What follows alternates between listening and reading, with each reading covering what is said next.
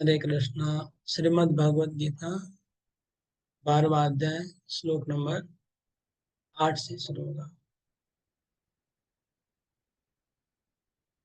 जैसे कि मैंने बताया था, इस अध्याय में 3 भाग है। 1 से 7 में सविशेष और निर्विशेषवाद का निरूपण है, दोनों में से कौन सा श्रेष्ठ है। और 8 से 12 में भक्ति के लेवल, भक्ति के श्रेणी वर्णन है। First class, second class, third class. और 13 से 20 में जो फर्स्ट क्लास डिवोटी है उनके गुणों का वर्णन है। हम लोग 1 से 7 कर चुके, जिसमें सविशेष या निर्विशेष का जो डिफरेंस है वो हम लोग चर्चा कर चुके हैं। अभी भक्ति के जो 4 स्तर है उसका डिस्कस करेंगे। भक्ति के 4 स्तरों का डिस्कस। तो सब लोग श्लोक नंबर 8 देखिए। ओम नमो भगवते वासुदेवाय। ओम नमो भगवते वासुदेवाय। ओम नमो भगवते वासुदेवाय। 8 मय्येव मनादत्स्व मयि बुद्धिं निवेशय निवशिष्यसि मय्येव अत ऊर्ध्वं न संशय। मय्येव मनादत्स्व मयि बुद्धिं निवेशय निवशिष्यसि मय्येव अत ऊर्ध्वं न संशयः। आवाज नहीं आ। अनुवाद पढ़िए विजय शर्मा। हरे कृष्णा। मुझ भगवान में अपने चित्त को स्थिर करो और अपनी सारी बुद्धि मुझ में लगाओ। इस प्रकार तुम निसंदेह मुझ में सदैव वास करोगे। तात्पर्य। नहीं, अनुवाद ठीक है, पढ़िए। हरे कृष्णा। तात्पर्य। जो भगवान कृष्ण की भक्ति में रत रहता है उसका परमेश्वर के साथ प्रत्यक्ष संबंध होता है। अतएव इसमें किसी प्रकार का संदेह नहीं कि प्रारंभ से ही उसकी स्थिति दिव्य होती है। भक्त कभी भौतिक धरातल पर नहीं रहता, वह सदैव कृष्ण में वास करता है। भगवान का पवित्र नाम तथा भगवान अभिनय। अतः जब भक्त हरे कृष्ण कीर्तन करता है तो कृष्ण तथा उनकी अंतरंगा शक्ति भक्त की जीभा पर नाचते रहते हैं। जब वह कृष्ण को भोग चढ़ाता है तो कृष्ण प्रत्यक्ष रूप से उसे ग्रहण करते हैं और इस तरह भक्त इस उच्छिष्ट जूठन को खाकर कृष्णमय हो जाता है। जो इस प्रकार सेवा में नहीं लगता वह नहीं समझ पाता कि यह सब कैसे होता है। यद्यपि भगवद गीता तथा अन्य वैदिक ग्रंथों में इसी विधि की संस्तुति की गई है। हरे कृष्ण।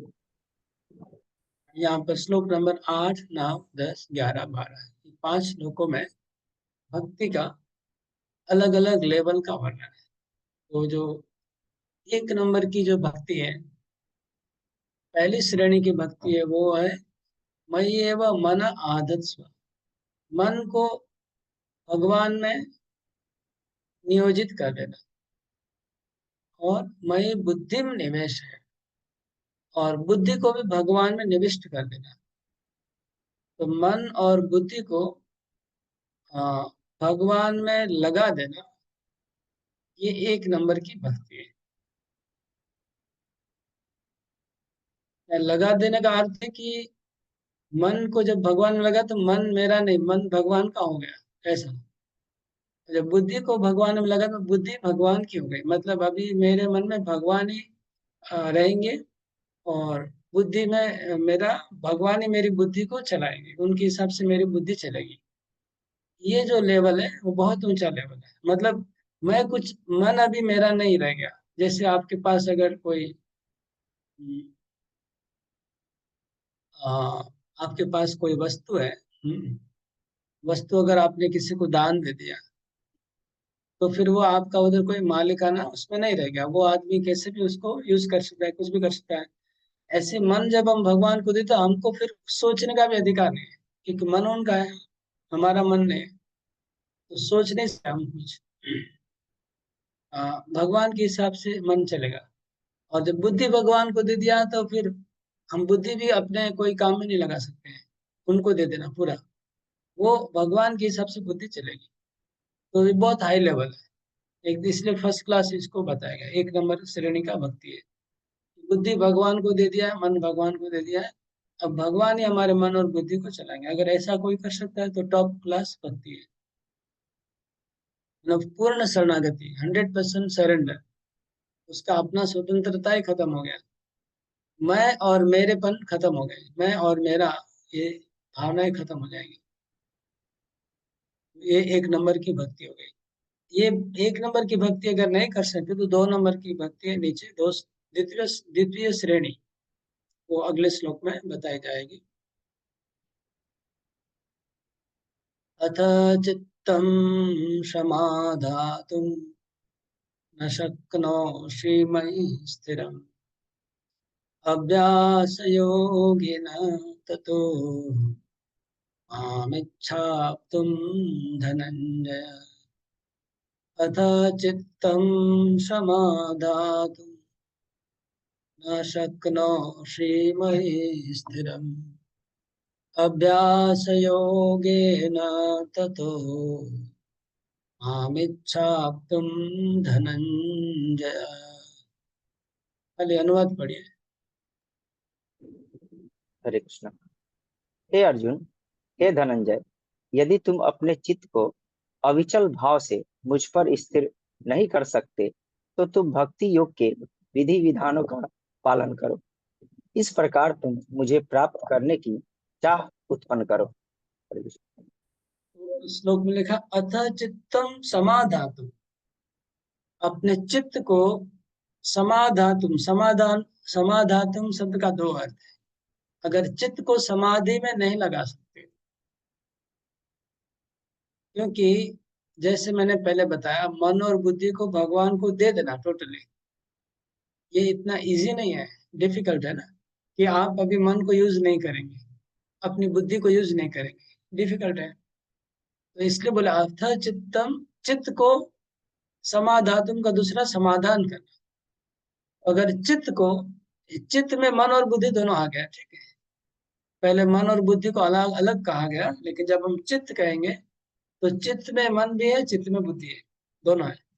तो चित्त को तुम अगर मुझ में नहीं लगा सकते हो इस प्रकार जैसे कहा गया, तो फिर सेकंड ऑप्शन भगवान दे रहे अभ्यास योग। तो फिर अभ्यास योग करो। अभ्यास योग करने से तुम धीरे धीरे अभ्यास करने से वापस आ, एक नंबर पे आ जाओगे, दो नंबर से अपग्रेडेशन हो जाएगा। अगर सेकंड क्लास का टिकट काट रहे, कभी कभी अपग्रेड हो जाता है। थर्ड, थ्री टायर एसी का टिकट काटते हैं, कभी कभी अपग्रेड होके टू टायर हो जाता है। टू टायर का एसी टिकट काटा है, अपग्रेड होके वन एसी हो जाता है। ऐसे ही अगर आप सेकंड क्लास भक्ति करेंगे तो धीरे धीरे अपग्रेड होके फर्स्ट क्लास हो जाएगा। अपग्रेड होता है, अपडेट होगा। क्या है अभ्यास जो, ये हम देखेंगे। आप लोग तात्पर्य का, तात्पर्य में नीचे जाइए, लास्ट पैराग्राफ पढ़िए तात्पर्य का, भक्ति योग के विधि विधानों का अभ्यास। हरे कृष्ण।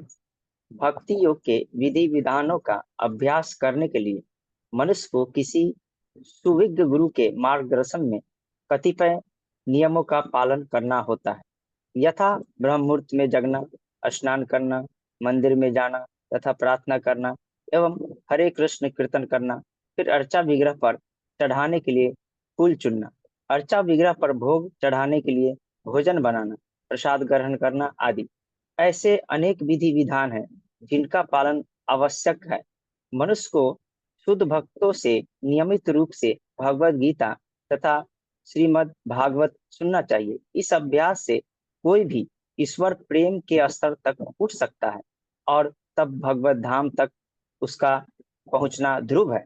विधि विधानों के अंतर्गत गुरु के आदेशानुसार भक्ति योग का यह अभ्यास करके मनुष्य निश्चय ही भगवत प्रेम की अवस्था को प्राप्त हो सकेगा। हरे कृष्ण। तो यहाँ पे देखिए, ओके, अभ्यास योग में क्या क्या बात है बताइए, एक एक पॉइंट बोलिए सब लोग। अभ्यास योग मतलब क्या करना है, एक एक पॉइंट सब लोग बोलिए। ब्रह्म मुहूर्त में उठना। ब्रह्म मुहूर्त में उठना, ओके। चढ़ाने मंदिर जाना। ना प्रभु जी, प्रभु जी हरे कृष्ण का कीर्तन करना। अर्चना विग्रह का भोग लगाना। और फूल चुनना प्रभु जी। प्रसाद ग्रहण करना। स्वाद ग्रहण करना, गीता अध्ययन करना। ध्यान करना, माला जप करना प्रभु। माला जप, नियमित रूप से भगवत गीता का पाठ करना। राइट।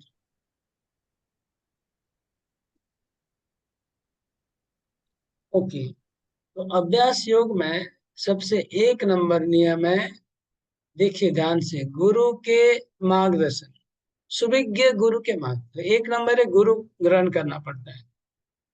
अभ्यास योग में पहला कंडीशन है गुरु चाहिए, मतलब कोई गाइड करने वाला चाहिए, एक नंबर। दो नंबर है ब्रह्म मुहूर्त में उठना, 4 साढ़े 4 बजे उठ जाना।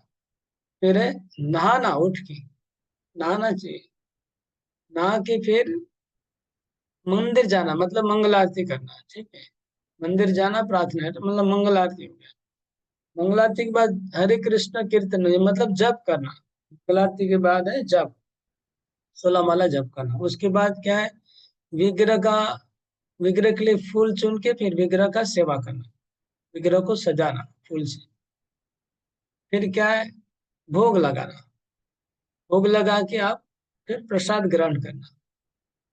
ये हो गया सुबह का सेवा, सुबह का सेवा। इसके बाद डेली गीता और भागवत को सुनना है शुद्ध भक्तों से। ये कुछ नियम है, ये जो नियम बताए गए इनको फॉलो करना, ये है अभ्यास। हम लोग बेसिकली सब लोग वो सेकंड क्लास में हम लोग आते हैं। हम लोग फर्स्ट क्लास भी नहीं है और थर्ड क्लास में भी नहीं है, ये सेकंड क्लास वाला हम लोग का लगभग चल रहा है। सुबह उठना, मंगलारती करना, ये सब विधि विधि निषेध का हम लोग पालन कर रहे हैं। तो फर्स्ट क्लास और सेकंड क्लास में डिफरेंस ये है कि फर्स्ट क्लास में प्रेम होता है, हम लोग को जबरदस्ती सब कुछ करना पड़ रहा है, इसलिए प्रेम नहीं है, इसलिए हम लोग सेकंड क्लास है। हम लोग कर रहे हैं नियम के हिसाब से, नियम है इसलिए कर रहे हैं, इच्छा नहीं होगा तो भी हम लोग को करना पड़ता है। तो ये हो गया हम लोग का सेकंड क्लास। अभी कोई ये नहीं कर सकता है तो उसके लिए भगवान तीसरा ऑप्शन भी दे रहे हैं, थर्ड क्लास। आइए देखते तीसरा ऑप्शन, अभ्यासी अपि असमर्थो असि मत कर्म परमो भवा मदर्थम अपि कर्माणि कुर्वन् सिद्धिम अवाप्स्यसि। अनुवाद पढ़ी। यदि तुम भक्ति योग के विधि विधानों का अभ्यास नहीं कर सकते तो मेरे लिए कर्म करने का प्रयत्न, आवाज नहीं आ रहा। क्योंकि कर्म करने का प्रयत्न कर। हरे कृष्ण। यदि तुम भक्ति योग के विधि विधानों का ये अभ्यास नहीं कर सकते तो मेरे लिए कर्म करने का प्रयत्न कर, क्योंकि मेरे लिए कर्म करने से तुम पूर्ण अवस्था सिद्धि को प्राप्त हो। हरे कृष्ण। ओके, तो भगवान को अगर अभ्यास नहीं कर सकते हो तो मत कर्म परमो भवा, मत कर्म मेरे लिए कर्म करो। अगर अभ्यास नहीं कर सकते तो मेरे लिए कर्म करो। इसका मतलब क्या हो गया, इसका मतलब ये हुआ, जैसे प्रभुपाद जी तात्पर्य में लिख रहे हैं, मेरे लिए कर्म करो का मतलब क्या है, तात्पर्य में प्रभुपाद जी बता रहे हैं। देखिए यहाँ पर क्या देखिए,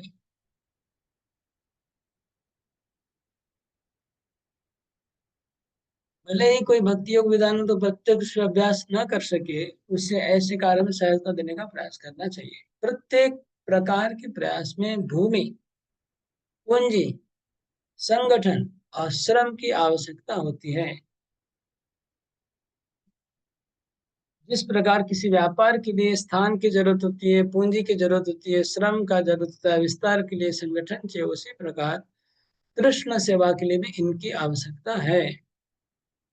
तो अगर कोई अभ्यास डायरेक्ट भक्ति नहीं कर सकता है, जैसे कोई मंदिर नहीं आता है, जप नहीं कर पाता है, भागवत अटेंड नहीं कर सकता है, तो वो लोग भी आ, भगवान के लिए कर्म कर सकते हैं।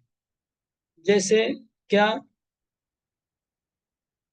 आ, हम देखा है कई लोग, कई बार देखा जाता है कुछ लोग है ना, वो आ, जप वप नहीं करते लेकिन मंदिर आते हैं, और जो अन्न वितरण होता है मंदिर में, भंडारा, उसमें सेवा करते हैं, उनको वो अच्छा लगता है।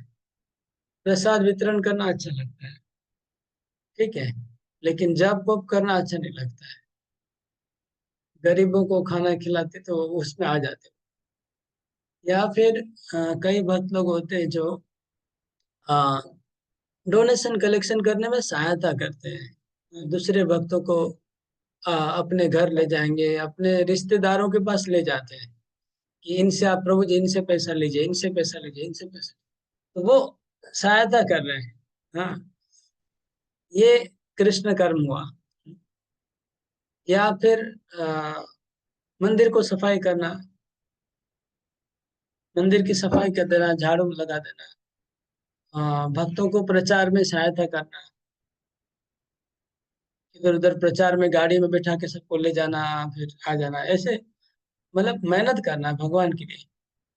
शरीर का परिश्रम या पैसा या फिर जमीन, ये सब भगवान को जमीन दान करना, भूमि, प्रभु, चार चीज की जरूरत होती है।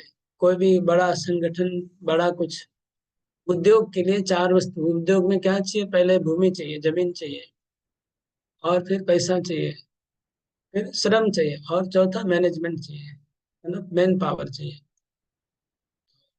ये चार चीज की आवश्यकता होती है। तो इन चार में सहायता करता है जो, वो तीसरी श्रेणी का भक्त है। डायरेक्ट भक्ति नहीं कर रहा है, लेकिन कृष्ण कर्म कर रहा है, मत कर्म, कृष्ण कर्म।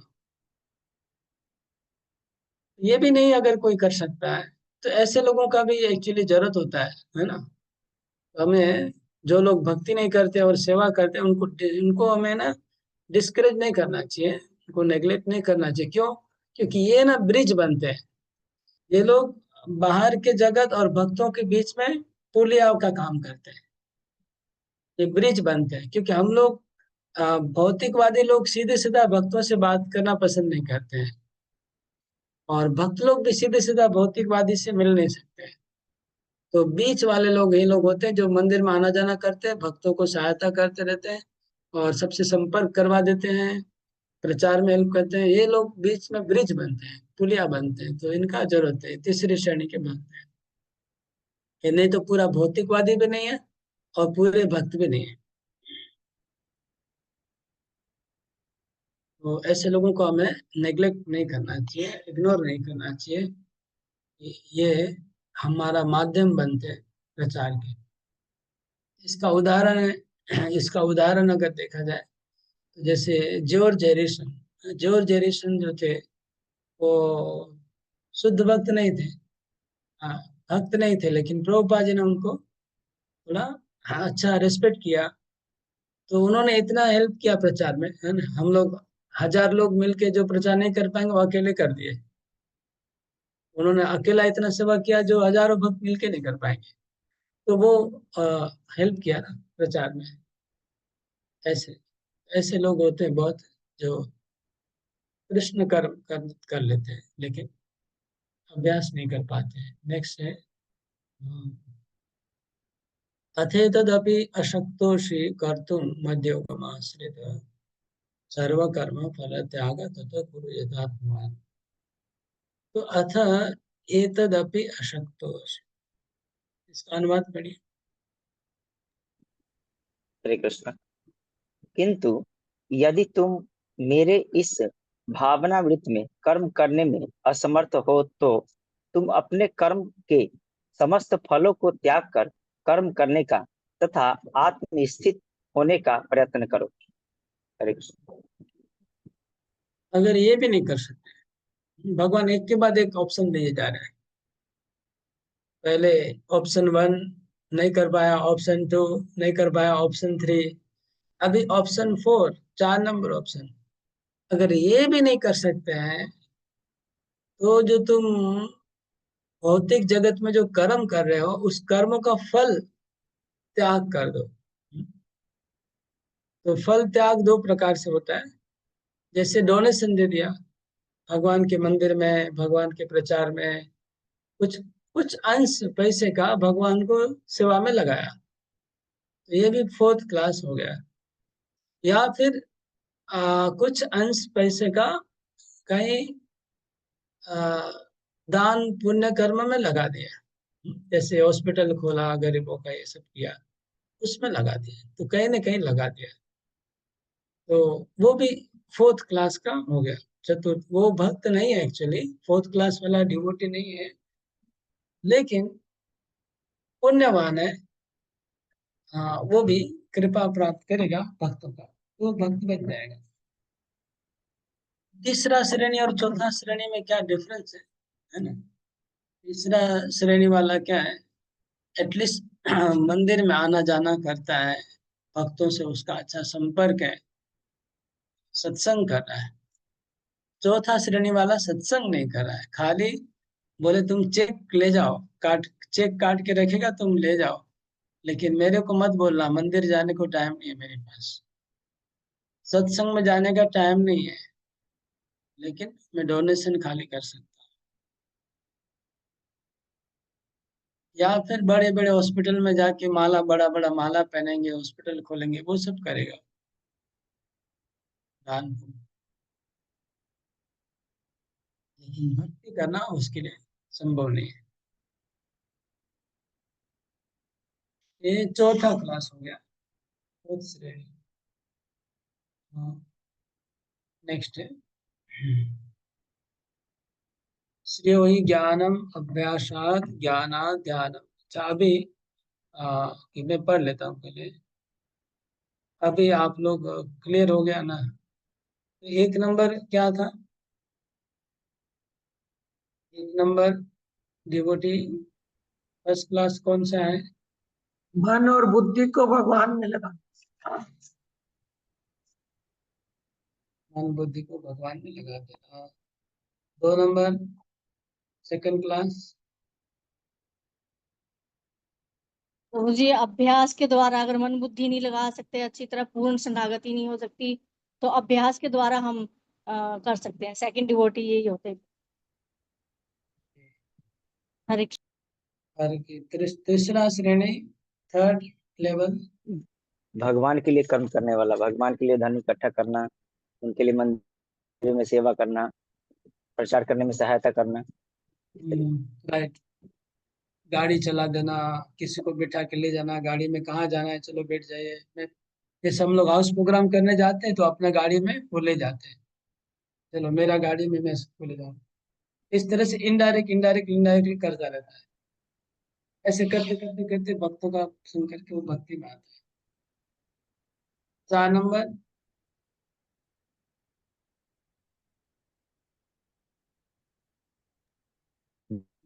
विनोद ये प्रभु। भगवान के लिए धन इकट्ठा करना, भगवान के कार्य के लिए। 3 और 4 में क्या अंतर है विनोद प्रभु? प्रभु जी उसमें मंदिर जाते हैं, 3 में मंदिर जाते हैं और सेवा करते हैं लोगों का, और उसमें भी धन और सहयोग देते हैं, लेकिन इसमें केवल धन से ही सहयोग देते हैं, मंदिर नहीं जाते हैं इसमें। 4 नंबर में हम्म। सत्संग नहीं करते हैं, मंदिर नहीं जाते हैं, भक्तों का संग नहीं करते। 4 नंबर को मंदिर में धन इकट्ठा करते हैं। और एक काम भी बताया मैंने, 2 बताया। हॉस्पिटल खोल देना प्रभु जी। हाँ, दान पुण्य करना, दान पुण्य करना। दान, हॉस्पिटल खोलना, गरीबों को खाना बांटना, ये सब। जहाँ पर बड़ा बड़ा माला मिलेगा, सम्मान मिलेगा, वो सब कार्य करना, पुण्य करना। वो फोर्थ श्रेणी है, 4 नंबर है। अभी अभी भगवान समराइज करें 12 नंबर में। श्रेयो हि ज्ञानमभ्यासात् ज्ञानात् ध्यानं विशिष्यते। ध्यानात् कर्मफल त्यागात् शान्तिरनन्तरम्। पढ़िए।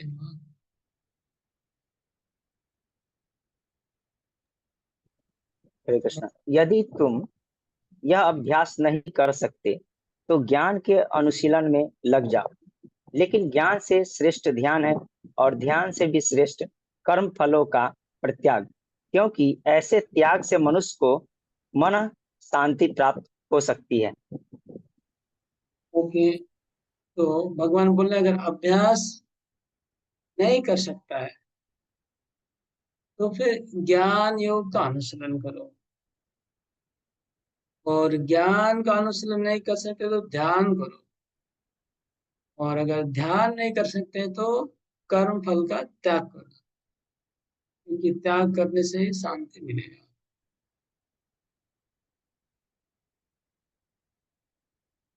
यहाँ पर ये सेक्शन कंप्लीट हुआ, 8 से 12 अलग अलग श्रेणी बताई भगवान ने। अभी 13 से 20 जो आगे हम करने जा रहे हैं वो है जो फर्स्ट क्लास 1 नंबर श्रेणी का भक्त है, उसके अंदर कौन से गुण होते हैं वो भगवान बता रहे हैं। वो भक्त कैसा होता है। इस सेक्शन में, इस विभाग में 4 बार भगवान ने एक बात दोहराया। कौन सा बात, कौन सा बात 4 बार दोहराया।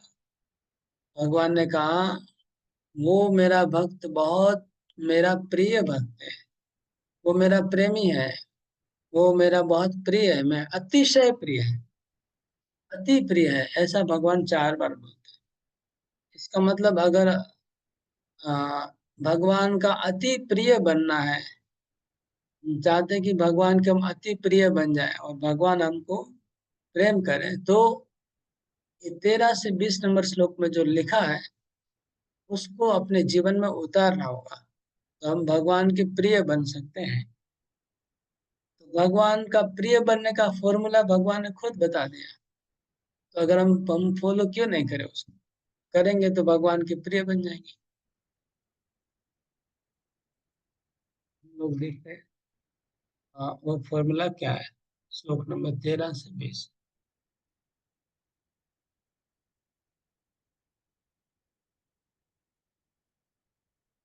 हाँ,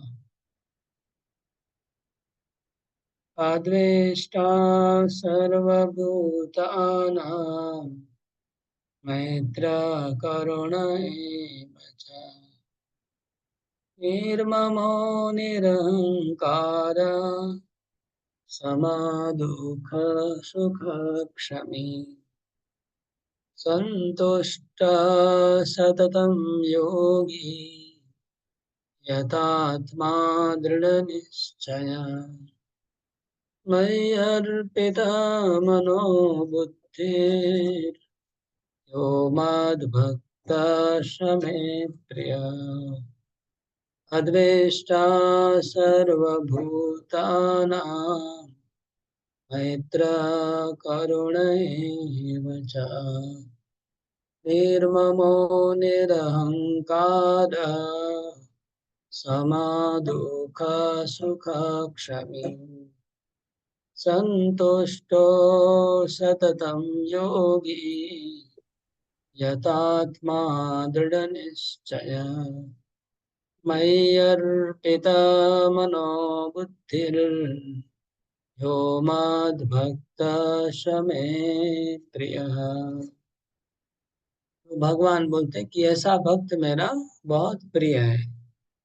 तो कौन सा भक्त मेरा प्रिय है, तो 1 नंबर, ये सबको याद रखना, मैं बाद में पूछूंगा।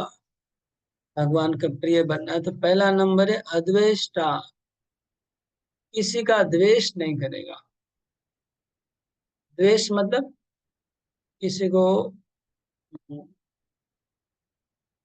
को ईर्ष्या नहीं करेगा, किसी का बुरा नहीं करेगा। अद्वेष्टा सर्वभूतानां, सभी जीवों का अद्वेष्टा। और मैत्र, अद्वेष्टा सर्वभूतानां, इसके तात्पर्य में प्रभुपाद जी बोलते हैं कि शुद्ध भक्त किसी भी परिस्थिति में विचलित नहीं होता, किसी के प्रति ईर्ष्यालु नहीं होता, अपने शत्रु का भी शत्रु नहीं बनता। तो अगर उसके प्रति कोई खराब व्यवहार करता है तो वो सोचता क्या है, यह व्यक्ति मेरे विगत दुष्कर्मों के कारण मेरा शत्रु बना हुआ है, अतः विरोध करने की अपेक्षा सहन करना अच्छा है, ऐसा सोचता है। तो अद्वेष्टा सर्वभूतानां मतलब अगर कोई भक्त उसका बुरा करता है तो भी वो सोचता है कि मेरे कर्मों का फल है, मैं भोग कर रहा हूँ, वो मेरा बुराई नहीं कर रहा, मेरे कर्मों के फल की वजह से मैं भोग कर रहा हूँ। पहला हो गया अद्वेष्टा सर्वभूतानां।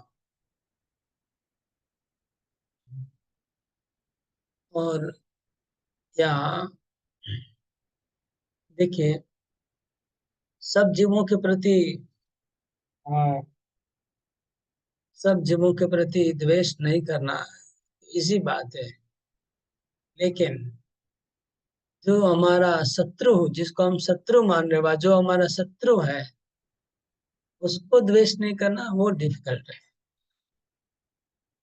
तो यहाँ पर उसी को पकड़ना चाहिए। आप बोलेंगे कि मैं किसी के प्रति द्वेष नहीं करता हूँ, खाली ये 2 जन को छोड़ के, तो ऐसा नहीं चलेगा। वो 2 जन ही पूरा द्वेष का उसी में आ गया, वो 100% उसमें ही है। तो मैं किसी को द्वेष नहीं करता हूँ, खाली ये पर्टिकुलर जाति वालों को मैं खराब मानता हूँ, बाकी सब ठीक है, पूरी दुनिया अच्छी, वो गड़बड़ है। सब किसी को द्वेष नहीं करता, खाली एक जन को मेरे प्रति, एक जन के प्रति मेरे को गुस्सा आता है, तो एक जन ही आपका पूरा क्रेडिट ले लेगा। ये है अद्वेष्टा सर्वभूतानां, मतलब वो एक भी नहीं होना चाहिए। और मैत्र, खाली ईर्ष्या नहीं करना, ये पहला स्टेप है।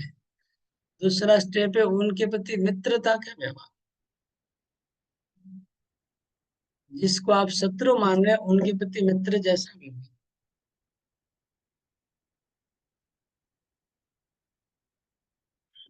दुर्योधन ने जीवन भर हाँ, पांडवों का कितना अपमान किया, कितना गड़बड़ किया, लेकिन जब दुर्योधन, पांडव लोग वनवास में थे, पांडवों को दुर्योधन ने वनवास भेजा, लेकिन वनवास में गए तो क्या हुआ, वहां पर पांडव लोग इतना कुटिया बना के इतने अच्छे से रह रहे थे कि भगवान तो उनके साथ में है ना। तो वनवास तो नाम के वास्ते, वहां पर भी उनका स्वर्गवास ही हो गया, क्योंकि उसमें वन में कुटिया बनाई और अक्षय पात्र द्रौपदी के पास है, खाने का कोई कमी नहीं है, सब ऋषि मुनि का लाइन लग रहा है, डेली भंडारा लग रहा है। तो जो राज प्रसाद में भंडारा नहीं लगा रहा, ऐसा भंडारा तो जंगल में लगा रहे डेली। इसको देख के दुर्योधन को बहुत ईर्ष्या आई, इसलिए वो क्या किया, पांडव लोग जहाँ रहते थे उसके पास में ही जाके वो अपना पार्टी कर मनाने गया। कैसा पार्टी, जिसमें ड्रिंक करते हैं, नाचते हैं, ऐसा पार्टी करने गया। उनको पांडवों को दिखाने के लिए कि देखो, मतलब ऐसे होता है ना, बच्चे में छोटे छोटे बच्चे जैसा करते हैं, दूसरे को दूसरे को कष्ट देने के लिए ऐसा करते हैं ना बच्चे लोग, ऐसा बच्चे बचपन जैसा हो गया, तो बचपना कि पांडवों को दुखी करने के लिए खुद उसको अपना आनंद दिखा रहा है, तो अगर मैं आनंदित होऊंगा उसको देख के पांडवों को कष्ट होगा, ऐसा सोच रहा है।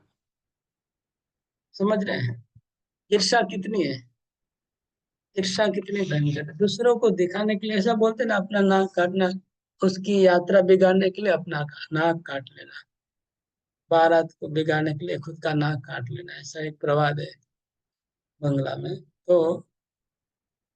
तो फिर जब दुर्योधन वहां मौज मस्ती करने गया, उसको लगा कि मेरे को देख के पांडव लोग जलेंगे, उनको जलाने के लिए वो पार्टी कर रहा था। और नशा हो गया दुर्योधन को, ज्यादा दारू पी लिया, तो नशे में एक गंधर्वों के लड़की को उन्होंने छेड़खानी किया, दुर्योधन ने।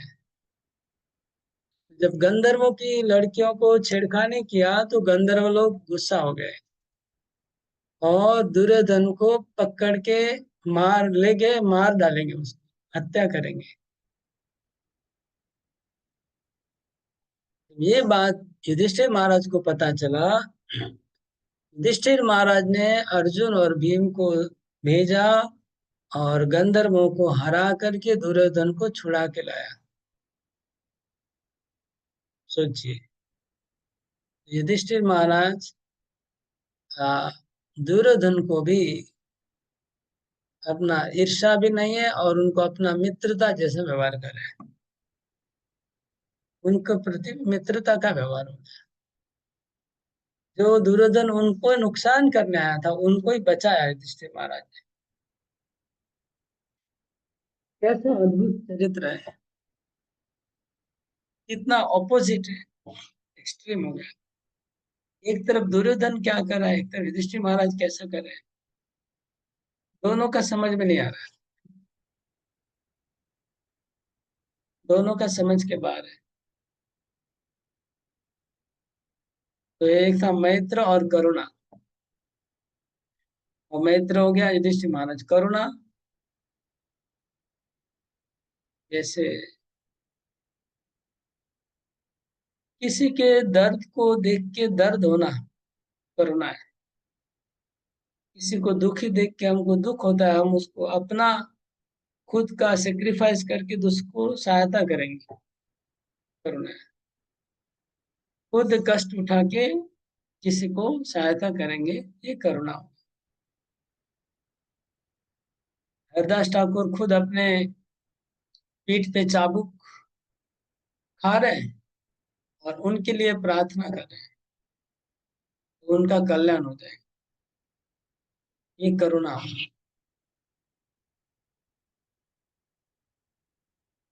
जीसस क्राइस्ट को क्रूस पे विद्ध किया जाना है और वो उनके लिए प्रार्थना कर रहे हैं, ये करुणा है। तो अद्वेष्टा सर्वभूता नाम मैत्र करुण है। नेक्स्ट है निर्ममा, निर्ममा। तो प्रभुपाद जी आगे लिख रहे हैं, निर्मम का अर्थ है भक्त शारीरिक कष्टों को प्रधानता नहीं प्रदान करता। वह अच्छी तरह जानता है कि भौतिक शरीर वो नहीं है, वह अपने शरीर को नहीं मानता, अपने आप को शरीर नहीं मानता, अतः वो मिथ्या अहंकार के बोझ से मुक्त रहता है। तो निर्मम का अर्थ है निर्मम नहीं, निर्मम नहीं है, निर्ममा मतलब मेरेपन की भावना से मुक्त। निर्मम मतलब मेरेपन, और निरअहंकार मतलब मैं और मेरा। तो निरअहंकार मतलब मैंपन से शून्य, और निर्ममा मतलब मेरेपन से शून्य। तो मैं और मेरा, मैं ये हूँ, मैं वो हूँ, मैं इतना बड़ा हूँ, मैं उतना बड़ा हूँ, मैंने ये किया, मैंने वो किया, मैं इतना जानता हूँ, कि मैं को खत्म करना है। और मेरा, ये मेरा है, वो मेरा है, वो मेरा है, वो मेरा है, मेरा मेरा मेरा मेरा मेरा।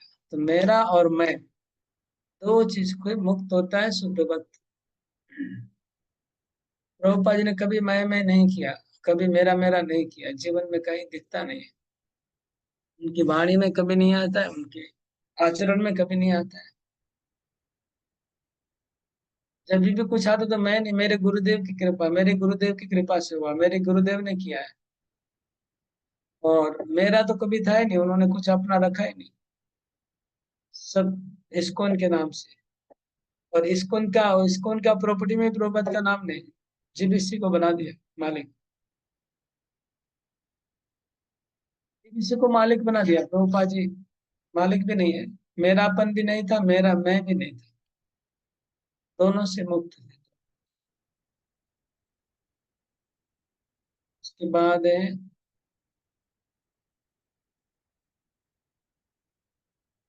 सम दुख सुख क्षमी, सुख दुख में समान।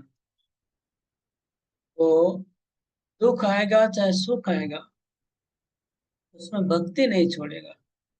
सुख में भी भक्ति नहीं छोड़ता है और दुख में भी भक्ति नहीं छोड़ता। वो भगवान को प्रिय है। और क्षमी, क्षमी मतलब क्षमावान, वो क्षमा कर देता है। परीक्षित महाराज को उस बच्चे ने श्राप दिया, तो परीक्षित महाराज ने क्षमा कर दिया उसको। परीक्षित महाराज ने उसको बदले में श्राप नहीं दिया, उसने क्षमा कर दिया।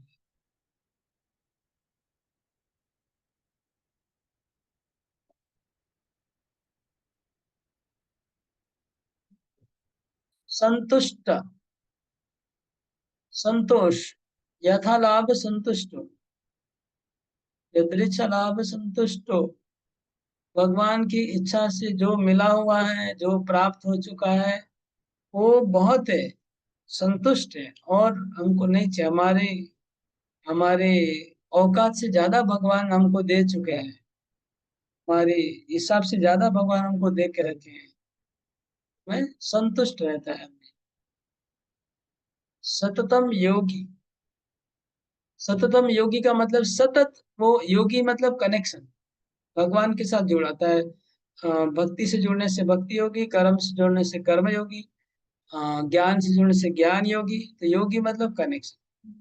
तो सर्वदा वो भगवान से कनेक्ट रहेगा, जुड़ा रहेगा, कभी कनेक्शन कटेगा नहीं भगवान से। यथात्मा, यथात्मा का मतलब है, आत्मा मतलब यहाँ मन, मन को नियंत्रण किया है। और दृढ़ निश्चय, दृढ़ निश्चय का अर्थ है वो भक्ति मार्ग में भगवान के धाम जाने के लिए दृढ़ निश्चय कर लिया है उसने, मेरे को जाना ही है, भगवान की भक्ति करनी है। और मई अर्पित मनोबुद्धि, तो मन और बुद्धि भगवान को अर्पित कर दिया है, वो तो पहले ही बोल चुके हम लोग। तो ऐसा भक्त मेरा बहुत प्रिय है भगवान, जो ये सब करता है भगवान का बहुत प्रिय है। तो अगर हमको प्रिय बनना है तो ऐसा करना होगा। आगे कहते हैं 15 नंबर श्लोक में, यस्मानो द्विजते लोको लोकानो द्विजते चया, हर्षामर्ष भयोद्वेगे मुक्तो यस च मे प्रिय। जिसके द्वारा कोई उद्वेग प्राप्त नहीं होता है, और वो भी किसी के द्वारा उद्वेग प्राप्त नहीं होगा, मतलब वो किसी को डिस्टर्ब भी नहीं करेगा और डिस्टर्ब होगा भी नहीं किसी के द्वारा। मतलब दूसरे लोग अगर उसको डिस्टर्ब करने का कोशिश करेंगे तो डिस्टर्ब नहीं होगा वो। और दूसरे लोग उसको डिस्टर्ब, जैसे ध्रुव महाराज ध्यान कर रहे थे, हाँ, तो विष्णु पुराण में आता है, भागवत में नहीं है, विष्णु पुराण में आता है, उसको ध्यान को तोड़ने के लिए बारिश बरसाया गया लेकिन ध्यान नहीं टूटा। फिर कोहरा छा गया, ध्यान नहीं टूटा। फिर तूफान आया, फिर भी डिस्टर्ब नहीं हुए। उसके बाद क्या, इवन बाघ, शेर, भालू, हिंस्र जानवर आ गए ध्रुव महाराज के साथ, तो भी वो डिस्टर्ब नहीं, तो डिस्टर्ब नहीं होना। हरदास ठाकुर को इतना मारा जा रहा था लेकिन फिर भी वो विचलित नहीं हुए। वो अपना मन भगवान से हटाए नहीं, इतना कुछ नहीं। प्रहलाद महाराज को इतना टॉर्चर किया, मतलब मन हटा नहीं। ये है जिस जो किसी के द्वारा भी कोई उनको डिस्टर्ब नहीं कर सकता है, तो वो भी किसी को डिस्टर्ब नहीं करेगा। और वो इन सारे वेगों से मुक्त है। कौन सा वेग है? हर्षामर्ष भयोद्वेग। सॉरी, वेग नहीं है, उद्वेग। तो ये चार चीजों से मुक्त है। हर्ष, अमर्ष, भय, उद्वेग। हर्ष मतलब बहुत आनंदित नहीं होगा, आनंद से उत्फुल्ल नहीं होगा। अमर्ष मतलब बहुत शोक में नहीं डूबेगा। भय से नहीं परेशान होगा, भयभीत नहीं होगा वो। और किसी प्रकार का उद्वेग, ये उद्वेग को प्राप्त नहीं होगा। वो भगवान बोलते मेरा प्रिय है। उसके बाद अनपेक्ष, 16 नंबर श्लोक। 16 नंबर श्लोक, अनपेक्ष मतलब किसी भी अपेक्षा नहीं करता है, किसी का पक्ष नहीं लेगा। अनपेक्ष का अर्थ है किसी का आश्रय नहीं लेना, किसी का आश्रय नहीं लेना, किसी के ऊपर डिपेंड नहीं करना, स्वनिर्भर रहता है। अनपेक्ष कि फलाना आदमी मेरे को पैसा दे देगा, गाड़ी दे देगा, बंगला दे देगा। ऐसा ऐसा साधु नहीं सोचना चाहिए। ऐसा अगर कोई सोचता है तो वो साधु बेकार का साधु है। अगर साधु खाली ये इसके पीछे पड़ा रहे, बड़े बड़े लोगों के पीछे लगा रहे कि कोई उसको बंगला बना देगा, कोई गाड़ी बना देगा, कोई ये कर देगा, तो वो साधु का है, वो तो खत्म हो गया। इसलिए अनपेक्ष है, किसी से अपेक्षा नहीं रहेगी उसकी, और एकदम स्वतंत्र, संपूर्ण स्वतंत्र रहेगा। जब हमको कुछ चाहिए नहीं, भोग नहीं करना है, तो अनपेक्ष, अगर भोग की इच्छा है तो अनपेक्ष नहीं रह पाएगा। ये चाहिए वो चाहिए सब आ जाएगा। सूची, सूची मतलब पवित्र रहेगा, वो स्नान करेगा डेली 2 बार 3 बार स्नान करना, आचमन करना, आचमन करके गायत्री का जप करना, हाथ पांव हमेशा पवित्र रखना। और दक्ष, दक्ष मतलब एक्सपर्ट, कोई भी कार्य एक्सपर्ट किसे करेगा। उदासीन, उदासीन, उदासीन का वो अर्थ नहीं, मतलब उदासीन मतलब शोक में डूबा हुआ है, ऐसा नहीं। यहाँ पर उदासीन का अर्थ दूसरा है। उदासीन मतलब कोई चीज में उनका आसक्ति नहीं है, कोई व्यक्ति और वस्तु के प्रति आसक्ति नहीं है। उदासीन। गत व्यथा, किसी प्रकार की व्यथा नहीं है उसको। सर्वारंभ परित्यागी, कोई बड़ा बड़ा उद्योग नहीं लेता हाथ में, ऐसा भक्त मेरा प्रिय है। 17 नंबर श्लोक, यो न हृष्यति न द्वेष्टि, जो हर्षित नहीं होता है, वह शोक नहीं करता है, वह द्वेष नहीं करता है। न कांक्षति, आकांक्षा नहीं करता है। तो हर्ष करना, द्वेष करना, शोक करना, आकांक्षा करना। देखिए, हर्ष और द्वेष एक ही सिक्के के दो बाजू है। अगर आप जितना हर्ष करेंगे उतना द्वेष भी होगा। तो न रिष्यति न द्वेष्टि न सोचती न कांक्षति। शोक और आकांक्षा, शोक होता है पास्ट के लिए, आकांक्षा होता है फ्यूचर के लिए। अतीत काल के लिए हम लोग शोक करते हैं, न सोचती, और न कांक्षती फ्यूचर के लिए, भविष्य के लिए आकांक्षा करते रहते हैं।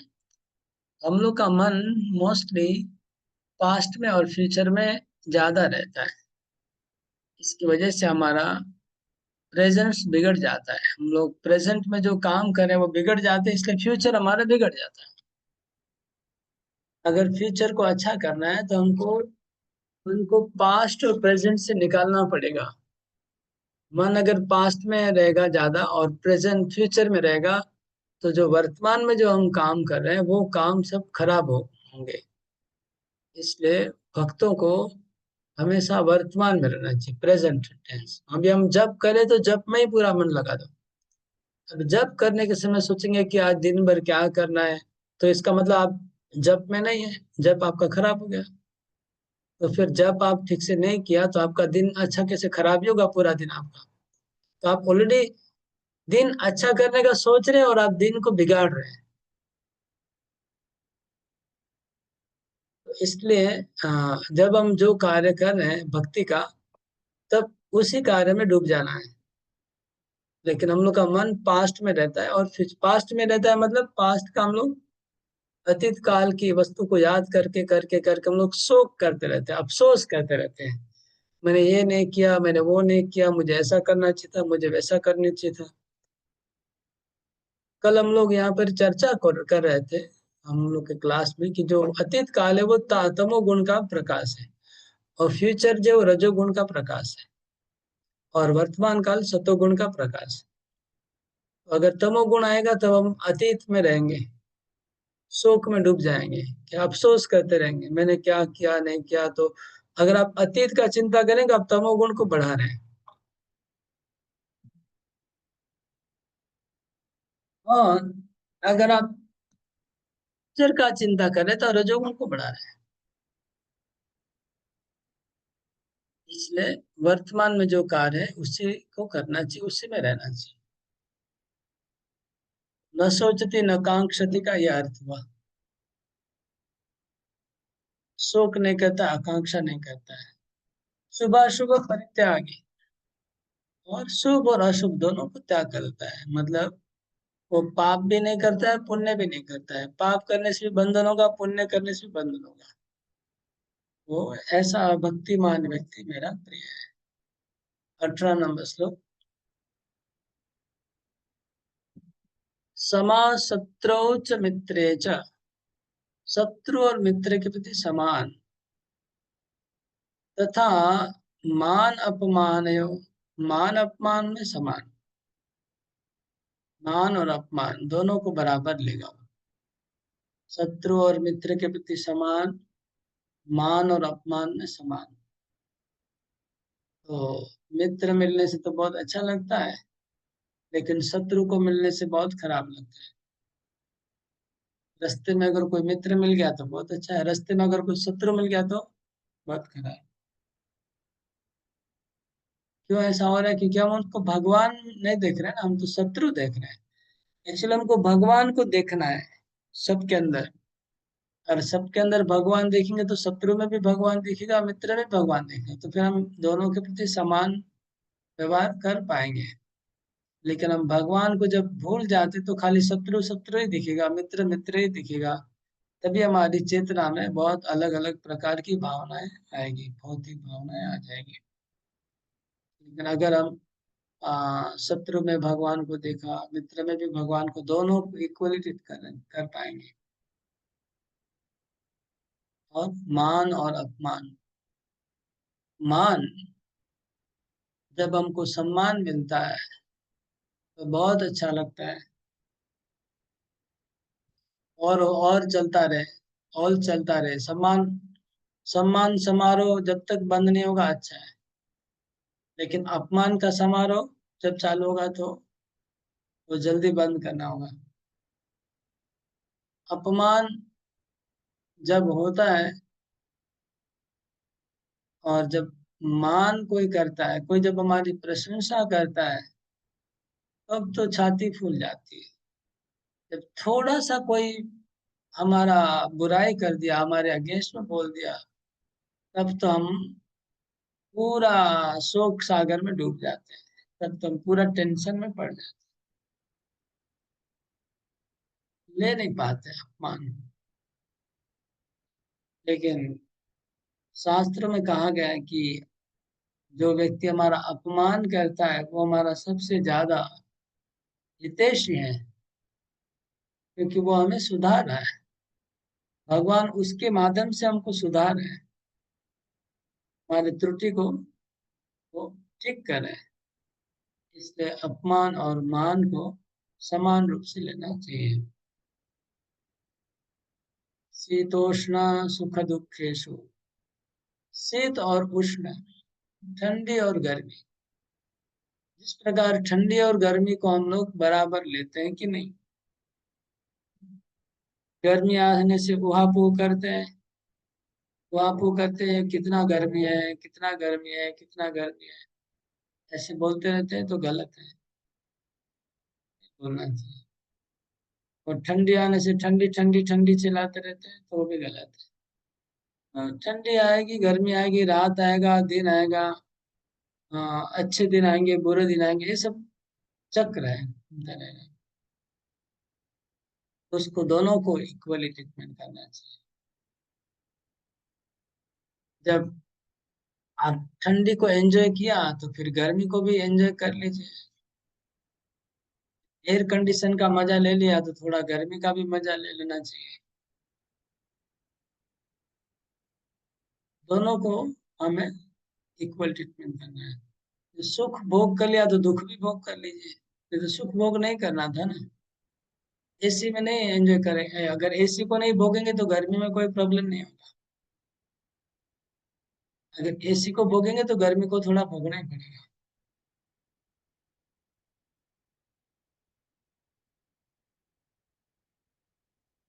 सुख को एंजॉय करेंगे, दुख को भी एंजॉय करना पड़ेगा। सुख को एंजॉय नहीं करेंगे, दुख को एंजॉय नहीं करना पड़ेगा। ये प्राकृतिक नियम है।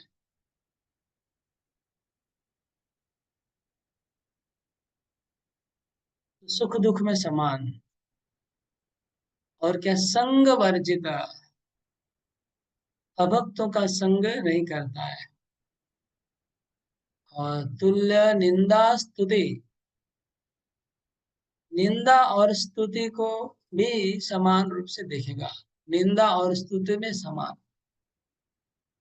निंदा और स्तुति में समान। कोई हमारी स्तुति कर रहा है और कोई हमारी निंदा कर रहा है। एक व्यक्ति हमारी स्तुति कर रहा है और दूसरा व्यक्ति हमारी निंदा कर रहा है, तो अकाउंट बैलेंस कर रहा है ना, वो बैलेंस हो जाना चाहिए ना। तो हम लोग खाली स्तुति चाहते हैं, निंदा नहीं चाहते। स्तुति होता रहे लेकिन निंदा नहीं। निंदा और स्तुति से हम लोग का अकाउंट बैलेंस होता है, इसलिए दोनों को स्वीकार करना है। क्योंकि माइनस प्लस होने से हमको फिर दोबारा हिसाब चुकाने के लिए जन्म लेना पड़ेगा।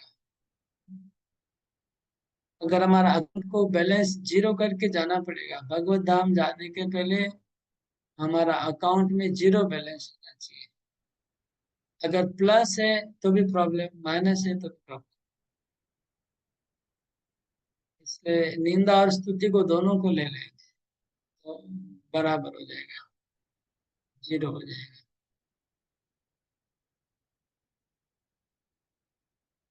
और क्या है, मौनी, वो बिना मतलब का बातें नहीं करता है, वो मौन रहता है, चुप रहता है। जब बहुत जरूरी होगा तभी बात करेगा, वो भी कृष्ण के संबंध में बात, कृष्ण को छोड़ के दूसरी कोई बात नहीं करेगा। संतुष्ट, दोबारा आया संतुष्ट हो, क्योंकि इम्पोर्टेंट है इसलिए दोबारा आया। अनिकेता, अनिकेता मतलब जिसका घर नहीं है, जिसका घर नहीं है। वसुधैव कुटुंबकम, पूरी वसुधा, पूरी पृथ्वी उनका घर है। पूरी पृथ्वी, पूरा ब्रह्मांड उसका घर है, लेकिन अपना घर नहीं है उसका। इसको दो प्रकार के ले सकते हैं। एक तो जो सन्यासी है, उसका तो वास्तव में घर नहीं होता है। और दूसरा, अगर कोई गृहस्थ है वह उस लेवल के त्यागी नहीं है, तो घर तो होगा लेकिन घर को अपना नहीं मानता, भगवान का घर मानेगा। वो सोचेगा ये भगवान का घर है, तो भी अनिकेत ही हुआ वो भी। अनिकेत स्थिर मति, उसकी मति स्थिर है। भक्ति ईमान में प्रियो नरा, ऐसा भक्त मेरा बहुत प्रिय है। लास्ट श्लोक, ये तो धर्मामृतमिदं यथोक्तं पर्युपासते श्रद्धाना मत परमा भक्तास्ति अतीव में प्रिया। जो व्यक्ति, ये ऊपर में जो बताया गया, ऊपर में जो बातें बताई गई है, धर्मामृतम, इसका नाम क्या है? धर्मामृत, धर्म का अमृत है। जितने भी धर्मों के नियम बताए गए हैं वैदिक शास्त्रों में, 4 वेद, 18 पुराण, जितने धार्मिक उपदेश दिए गए हैं, जितने धार्मिक कथाएं हैं शास्त्र में, तो सबका अमृत, सबका निचोड़ यहाँ पर भगवान ने दिया है। धर्मामृतम इदम। इसको अगर कोई अपने जीवन में यथोक्तम पर्युपात, जिस प्रकार भगवान ने कहा वैसा ही अगर कोई पालन करेगा, वो व्यक्ति, भगवान बोलते मेरा अति प्रिय होगा, मेरा बहुत प्रिय होगा। ये 12वां अध्याय इधर कंप्लीट हो रहा है। अभी हम आप सबको एक एक क्वालिटी सब लोग बताइए। हरे कृष्ण। जो अनुशीलन नहीं करता ध्यान का अनुशीलन कर सकता है। तो इसमें अभ्यास फर्स्ट में ही बताया जा रहा है। तो क्या अभ्यास जो है वो सबसे सरल है क्या? हाँ, इसको हमें उल्टा लेना है। इसका उल्टा लेना है। उल्टा मतलब 1 नंबर है मन बुद्धि भगवान को दे देना। 2 नंबर है अभ्यास करना। अभ्यास अगर नहीं कर सकता है तो भगवान बोलते ज्ञान योग। और अगर ज्ञान योग नहीं कर पाएगा तो ध्यान योग। ध्यान योग नहीं कर सकता है तो सर्व कर्म फल त्याग, कर्म का फल त्याग दो। ये सीक्वेंस 12 नंबर श्लोक में बताया।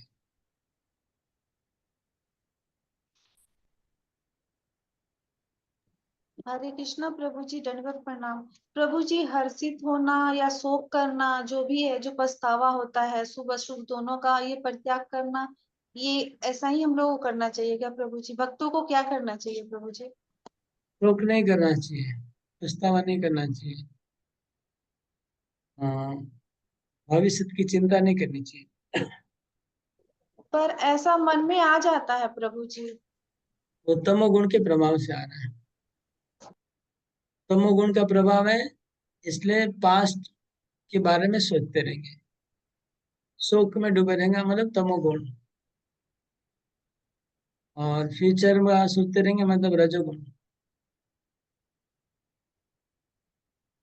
तो हमें सतोगुण में रहना चाहिए। सतोगुण में रहेंगे तो पास्ट और फ्यूचर में नहीं जाएंगे, प्रेजेंट में रहेंगे।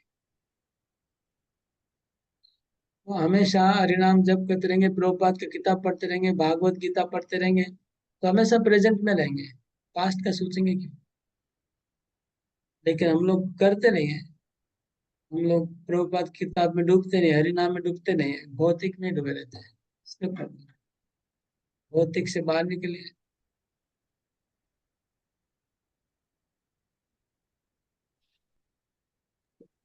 हरे हरे कृष्णा कृष्ण प्रभु जी। प्रभु जी, कभी जो कभी हम गृहस्थ, लोग प्रभु जी जो गृहस्थ में है वो कैसे कर पाएंगे इस तरह से? और गृहस्थ में मोह माया में फंसे, इसलिए गृहस्थ में मोह माया में फंसे रहेंगे तो कैसे कर पाएंगे? जी गृहस्थ में रह प्रभु। के बिना मोह माया का भी रह सकते हैं। बहुत गृहस्थ लोग मोह माया में नहीं रहते हैं, भक्ति में डूबे रहते हैं, उनका संसार अच्छा चलता है। हम सोचेंगे हमारे से ही सब होगा, हम सब कुछ करेंगे हमारे द्वारा हम खुद ही प्रभु, अपना। अच्छा नहीं लगता पर फिर भी प्रभु जी करना पड़ता है। भगवान तो बोलते हैं सर्वधर्मान परित्यज। जो नहीं अच्छा लगता है तो क्या, भक्ति अच्छा लगता है तो भक्ति करिए। जी प्रभु जी। अगर प्रभु जी भौतिक इसका कार्य इसका अच्छा नहीं लगता है तो फिर भक्ति करिए। जो अच्छा लगता है उनके लिए ही संसार है, अच्छा नहीं लगता उनके लिए नहीं है। अच्छा नहीं लगता है तो फिर भक्ति करिए। हरे कृष्णा प्रभु जी, इसका प्रभु जी मैं खुद का भी एग्जाम्पल है मेरा, कि जैसे हम लोग जब से ये भक्ति शास्त्री करे हैं ना, और जैसे श्लोका प्रैक्टिस हो रही है, एग्जाम हो रहा है, क्लास हो रही है, और हम क्वेश्चन आंसर रीड कर रहे हैं और टेस्ट दे रहे हैं, तो उसमें हम लोग को पास्ट या फ्यूचर सोचने का टाइम ही नहीं मिलता। तो इसका मतलब कि हम लोगों को ये मैंने रियलाइज हुआ है कि हम लोग उनकी बहुत सारी चीजें भूल जाते हैं इसमें। तो बहुत अच्छा है कि हम लोग यही चीजें सोच रहे हैं। अगर आटा गूंद रहे हैं तो श्लोक रिमाइंड कर रहे हैं, और अगर कहीं जा रहे हैं तो याद कर रहे हैं, और ये हो रहा है कि ये क्लास होने वाली है, ये क्लास होने वाली है, ऐसा। तो तो सत्वगुण बढ़ बहुत रहा है। सत्वगुण में अभी आप लोग डूब रहे हैं, देखिए ना, रजोगुण तमोगुण दूर हट रहा है, सत्वगुण में रह रहे हैं। इसको अगर मेंटेन करेंगे, सत्वगुण में, इसमें अगर जितना भक्ति करेंगे और आगे बढ़ जाएंगे। सतोगुण में रहेंगे। माता जी क्लास क्लोज कर देती हैं और हमारा टेस्ट कंप्लीट हो जाता है तो हम तुरंत डाल देते हैं कि माता जी आप श्लोक डाल दीजिए, हम तुरंत याद करके आपको टेस्ट दे दें, क्योंकि हम लोग को ये लगता है कि हम जब काम करते हैं तो हम लोग वो श्लोक ही लर्न करते रहते हैं, उच्चारण करते रहते। हरे कृष्णा। हम लोग अध्याय 13वां अध्याय चालू कर रहे हैं। किसका डिस्टर्ब कर रहे हैं? 13वां अध्याय चालू कर रहे हैं। इस अध्याय में बेसिकली अर्जुन के 6 प्रश्न हैं और 6 प्रश्नों का उत्तर है। हम लोग आज पूरा 6 कवर नहीं कर पाएंगे। शायद पहला 2 प्रश्न का उत्तर, शायद 2 या 3 प्रश्न का उत्तर कवर होगा। तो क्या प्रश्न हम लोग अर्जुन का प्रश्न वो श्लोक में सुनेंगे डायरेक्ट। श्लोक नंबर 1 खोलिए हम लोग।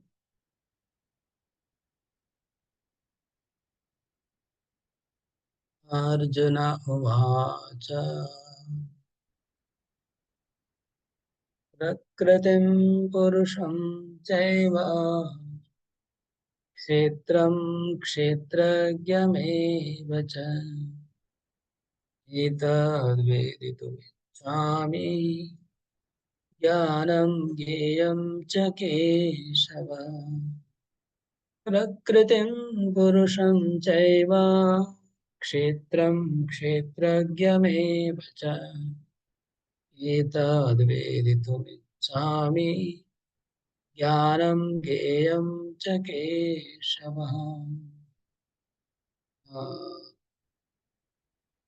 अर्जुन ये जो श्लोक है ना, गीता प्रेस गोरखपुर का गीता में नहीं है, केवल इस्कॉन का गीता में है।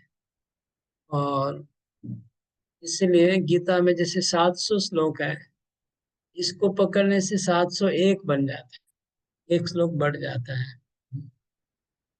मेरे को ये पता नहीं था, मेरे को महेश प्रभु ने बताया कि गीता में तो 700 श्लोक है और आप लोग का इस्कॉन का गीता में 701 है। फिर मेरे को तब मैंने देखा तो पता चला कि तो अर्जुन के 6 प्रश्न है।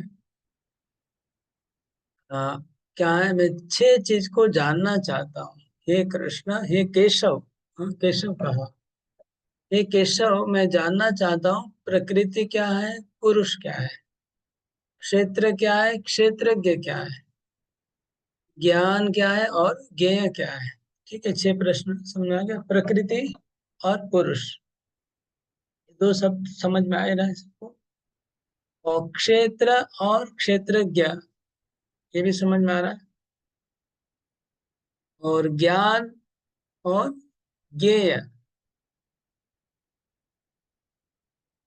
ज्ञेय का मतलब ज्ञान का, जो हम ज्ञान है वो प्रोसेस है, पद्धति है, और ज्ञान का लक्ष्य वो ज्ञेय है। जैसे ध्यान का लक्ष्य को क्या बोलते हैं बोलिए? जो ध्यान का लक्ष्य होता है उसको क्या बोलते हैं? ध्येय। हाँ, ध्येय।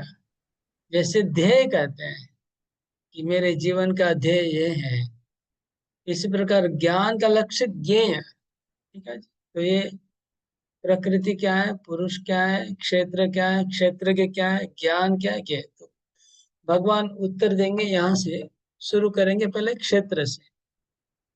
पहले भगवान क्षेत्र क्या है बताएंगे, फिर क्षेत्रज्ञ क्या है बताएंगे, उसके बाद ज्ञान बताएंगे, फिर ज्ञेय बताएंगे, लास्ट में प्रकृति और पुरुष को बताएंगे। ये अध्याय में, पूरा अध्याय में यही 6 चीजों का वर्णन है। तो पहले क्षेत्र को समझ लेते हैं, क्षेत्र क्या है। तो भगवान बोल रहे हैं, श्री भगवान वाच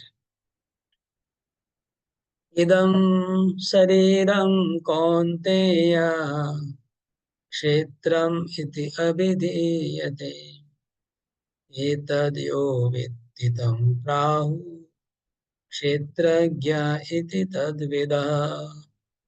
इदं शरीरं कौन्तेय क्षेत्र इति अभिधीयते एतद्यो वेत्ति तं प्राहुः क्षेत्रज्ञ इति तद्विदः।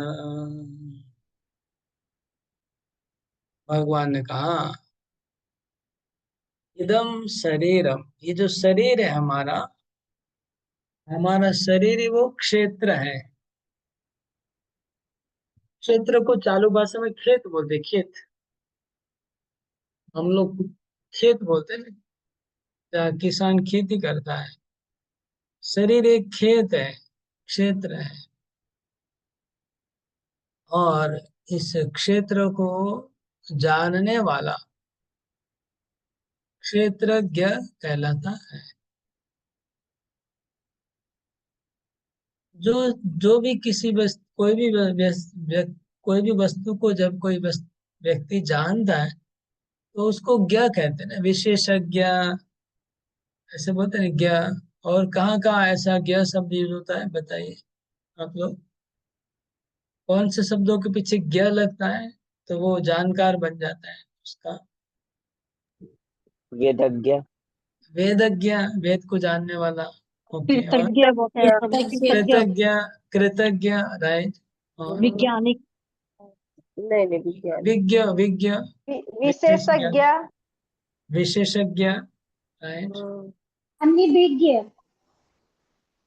अनभिज्ञ, अभिज्ञ, अभिज्ञ, स्वराट। तो योग इसका मतलब तो यहाँ हो गया क्षेत्रज्ञ, क्षेत्र को जानने वाला। वो कौन है? आत्मा। आत्मा, शरीर हो गया क्षेत्र, और शरीर को जानने वाला क्षेत्रज्ञ वो कौन है? आत्मा। आत्मा शरीर को जानता है।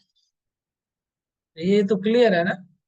इसमें तो मेरे ख्याल से कोई डाउट नहीं। क्षेत्र मतलब शरीर, और क्षेत्रज्ञ मतलब आत्मा जो शरीर को जानता है।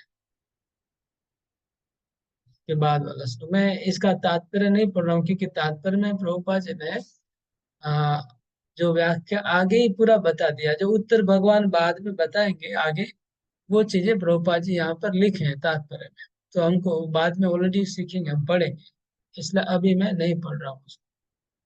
तो जैसे जैसे भगवान उत्तर देंगे हम लोग आगे आगे उत्तर समझ पाएंगे, इसलिए ये आगे से बोलने की जरूरत नहीं है।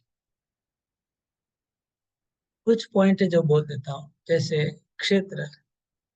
हाँ, प्रभुपाद जी बोलते कर्म क्षेत्र है। जैसे खेत में क्या होता है, हम लोग खेती करते हैं, बीज रोपण करते हैं, तो फसल होती है ना? अगर आप आम का बीज बोएंगे तो आम का पेड़ होगा, नीम का पेड़ नीम होगा। ऐसे ही ये जो शरीर है, इसमें आप जैसा जैसा कर्म करेंगे वैसा फल उगेगा। अगर आप खराब करेंगे करेंगे तो खराब फल आएगा, अच्छा फल बोएंगे तो अच्छा। तो ये इसलिए इसको खेत कहा गया, शरीर को क्षेत्र। क्षेत्र इसलिए कि इसमें आप खेती करेंगे, ये मनुष्य जीवन में इसको खेती करना है। और खेती करके कौन सा फल आपको मिलेगा, आप जैसा खेती करना चाहते हैं। आप क्या खेती करना है देख लीजिए। आपको आम का खेती करना है कि नीम का खेती करना है कि कांटे का पेड़ की जहर का पेड़? वैसा जैसा जैसा हम कर्म करेंगे वैसा हमको आगे फल मिलेगा, इसलिए इसको कर्म क्षेत्र भी कहा जाता है।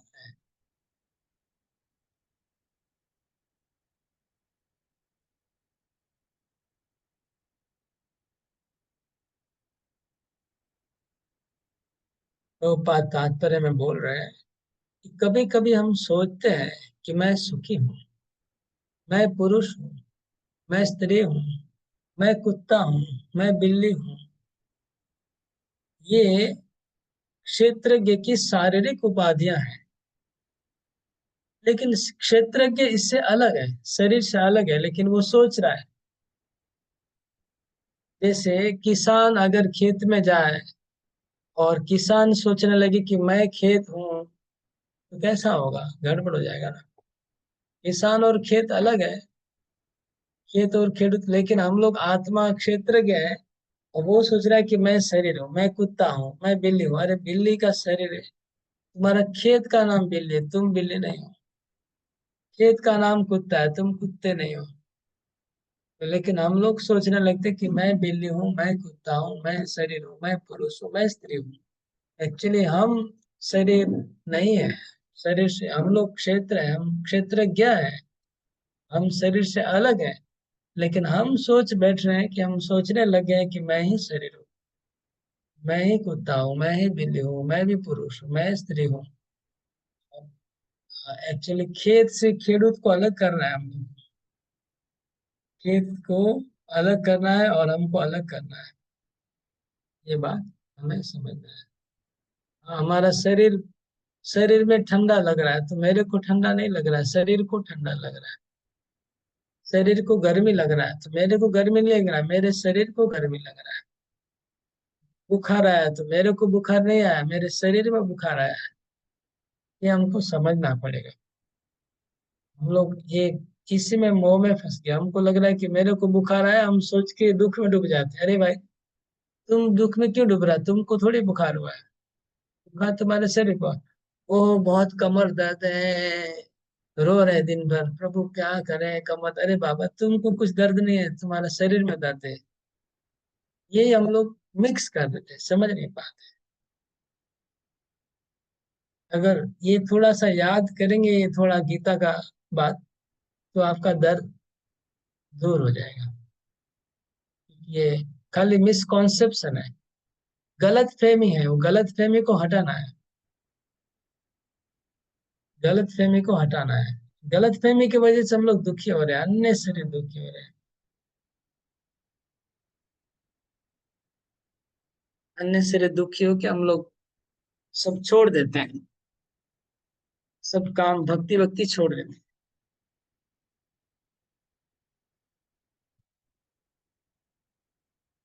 आगे श्लोक नंबर 3। क्षेत्रज्ञं चापि मां विद्धि सर्वक्षेत्रेषु भारत। क्षेत्र क्षेत्रज्ञयोर्ज्ञानं यत्तत् ज्ञानं मतं मम। क्षेत्रज्ञं चापि मां विद्धि सर्वक्षेत्रेषु भारत। क्षेत्र क्षेत्रज्ञयोर्ज्ञानं यत्तत् ज्ञानं मतं मम। भगवान बोल रहे हैं कि मैं भी हम्म, मैं भी क्षेत्रज्ञ हूँ।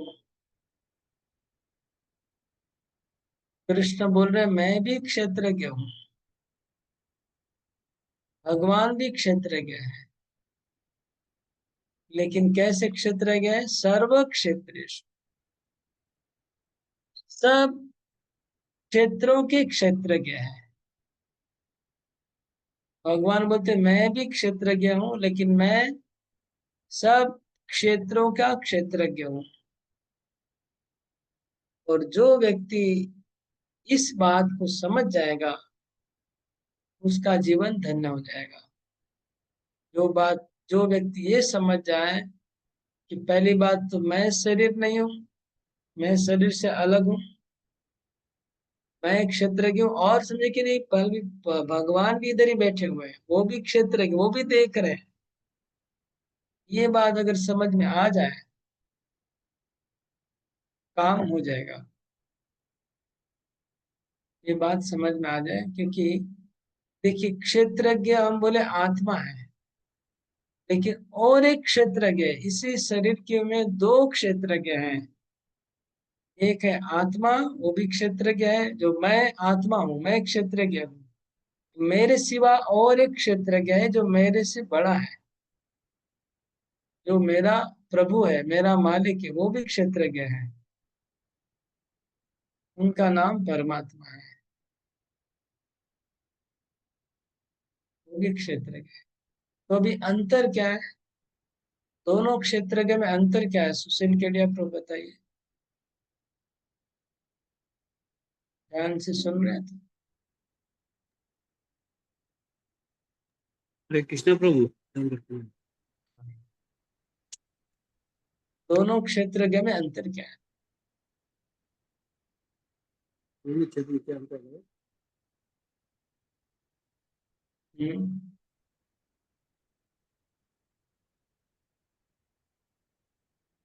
हम्म? क्षेत्रज्ञ क्या है बताइए? क्षेत्रज्ञ किसको बोलते हैं? उधर माधव को पूछ रहे हैं। मेरे को पता है आप ध्यान से नहीं सुन रहे हैं, दूसरे जगह आप बैठे मिल रहा है, इसलिए मैं आपको पूछा।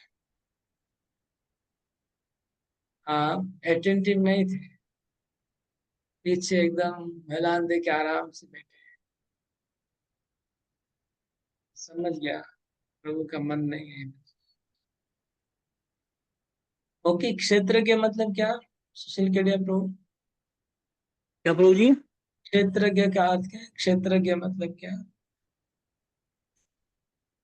क्षेत्र जैसे ये शरीर अपना क्षेत्र कहलाता है, हम्म, और शरीर को जानने वाला क्षेत्रज्ञ कहलाता है। ओके, वो कौन है जानने वाला? परमात्मा है। हाँ, और परमात्मा है। और आप कौन है फिर? मैं आप कौन आत्मा है? हूँ, आत्मा हूँ। आ, आप क्षेत्र है कि क्षेत्रज्ञ है? मैं क्षेत्रज्ञ हूँ। तो आप अभी बोले परमात्मा है, क्षेत्रज्ञ बोले ना? आप बोले ना क्षेत्रज्ञ परमात्मा है, हाँ, आपने बताया ना? तो फिर आप बोले कि परमात्मा क्षेत्रज्ञ है, आपने बोला। और आपने बोला कि मैं भी आत्मा हूँ, मैं शरीर नहीं। तो फिर आ, कौन हुआ क्षेत्रज्ञ?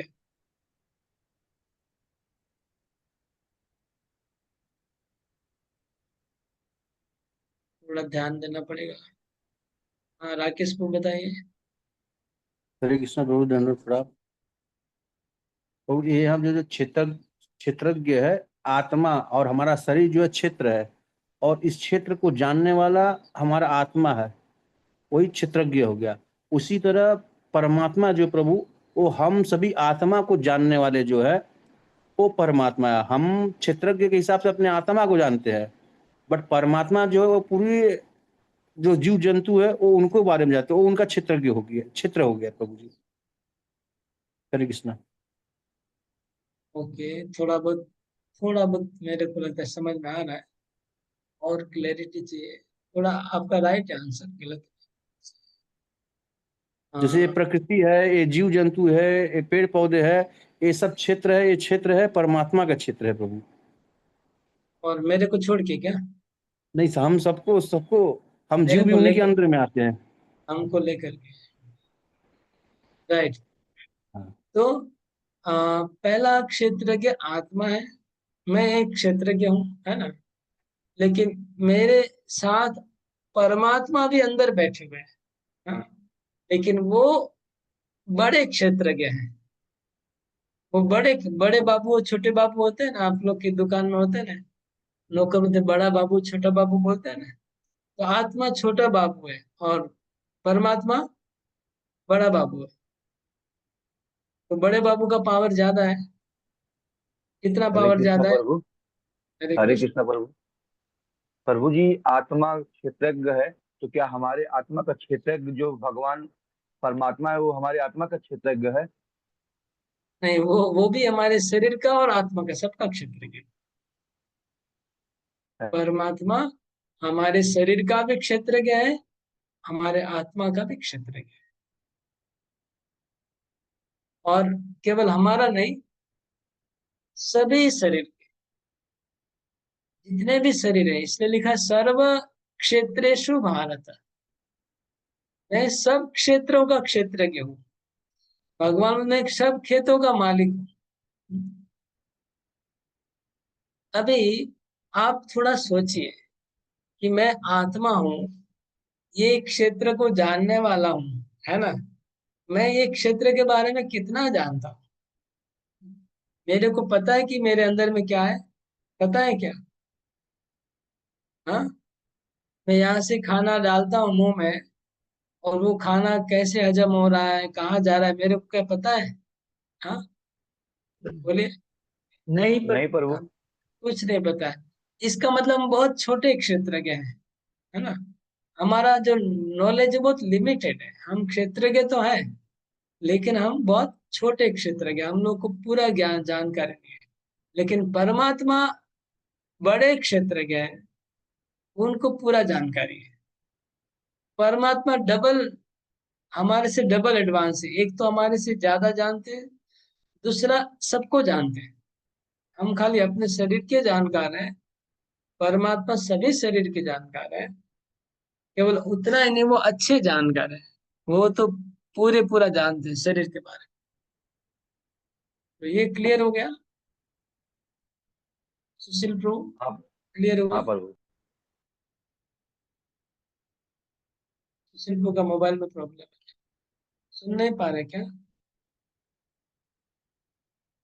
सुन नहीं पा रहे क्या? मोबाइल दूर रख दिया है? हरे कृष्णा प्रभु जी। हाँ, मोबाइल बहुत दूर रखा हुआ है क्या? नहीं मोबाइल पास में ही, आवाज थोड़ा कम है प्रभु जी। आवाज बढ़ा दीजिए। चार्ज में लगा हुआ है। अच्छा ओके, चार्ज में है, राइट। तो प्रभुपाद एक उदाहरण देते हैं। जैसे एक जमींदार होता है, वह एक गांव का राजा है। तो जमींदार के पास 100 खेत है, 100 खेत है उनके पास। तो वो 100 किसानों को उसको दिया।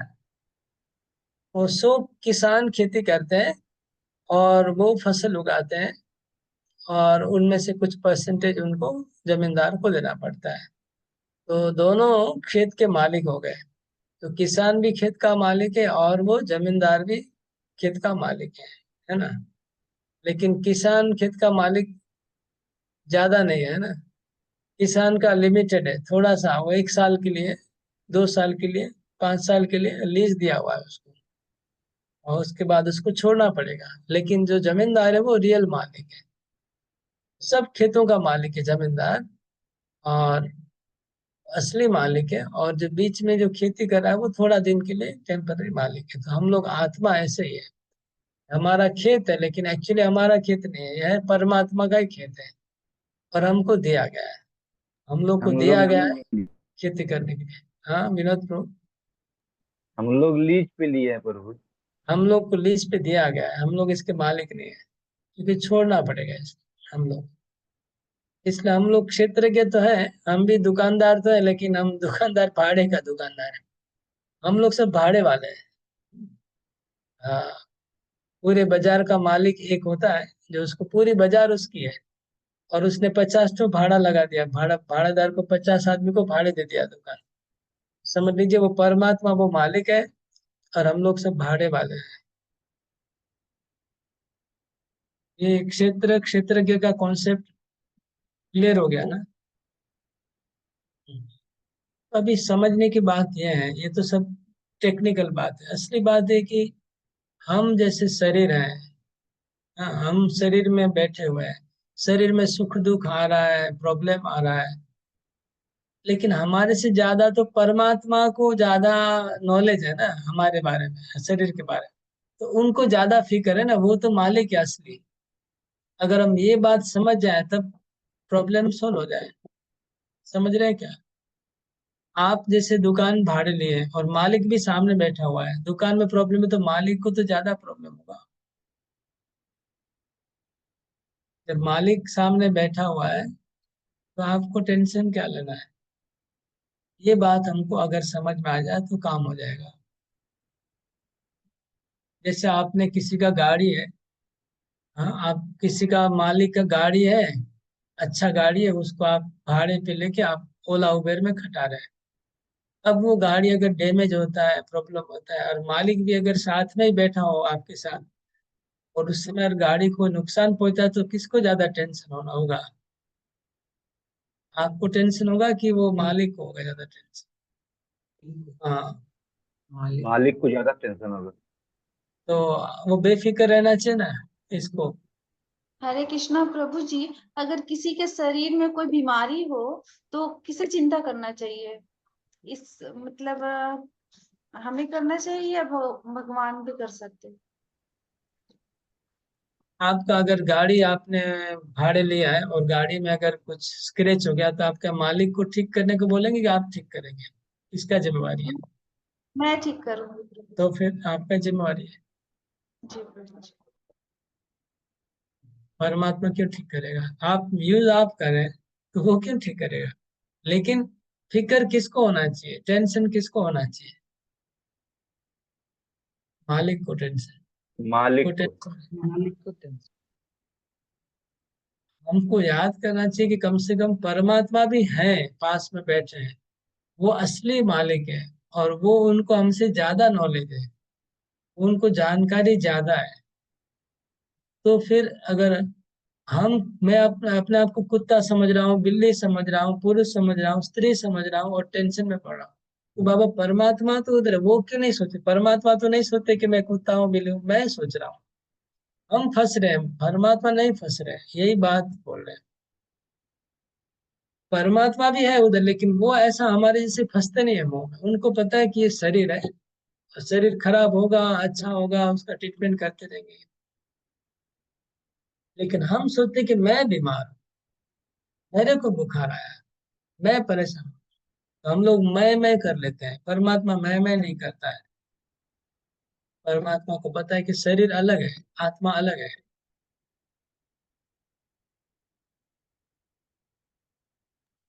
तो प्रभु जी, शरीर में कोई परेशानी होगा तो टेंशन तो होगा प्रभु ना। टेंशन डिपेंड करता है कितना। जो अज्ञानी होगा उसको ज्यादा टेंशन होगा, ज्ञानी होगा उसको कम टेंशन होगा। हम्म, समझ रहे ना? शरीर में जो शुद्ध भक्त होता है, आप गुरु महाराज का उदाहरण ले लीजिए और दूर जाने की जरूरत नहीं है। कौन सा परेशानी नहीं है शरीर में, तो टेंशन है क्या उनकी? नहीं प्रभु। तो जिनका दोनों किडनी खराब है, जिनका किडनी दोनों खराब है, जिनका लीवर खराब है, जिनका बॉडी में शुगर है, जिनका बॉडी में है हाइपोटिसिस ने क्या बोलते हैं वो, सी ने बी क्या लगा हुआ है, मतलब कोई ऐसा बीमारी नहीं है जो घर नहीं किया हुआ है, और फिर भी देखने से लगता है कोई बीमारी नहीं लगता है। तो फिर क्योंकि वो टेंशन, उनको पता है कि ये शरीर परमात्मा ऑलरेडी देख रहे हैं हमको क्या है। हम अपना परमात्मा का सेवा करें, वो शरीर को जैसे रखना रखेंगे। वो भी ऐसा नहीं कि वो कोई, वो दवाई नहीं खाते गुरु महाराज, ऐसा नहीं है कि दवाई नहीं खाते, ऐसा नहीं है कि वो ट्रीटमेंट नहीं करते, ट्रीटमेंट परफेक्टली करते हैं, लेकिन टेंशन नहीं। ट्रीटमेंट तो इतना अच्छा करते हैं कि नौकर को भी डांटते हैं कि तुमने गलती कर दिया, ऐसा नहीं, ऐसा करना है। लेकिन टेंशन बिल्कुल नहीं, टेंशन क्यों लेंगे? टेंशन लेना गलत हो रहा है।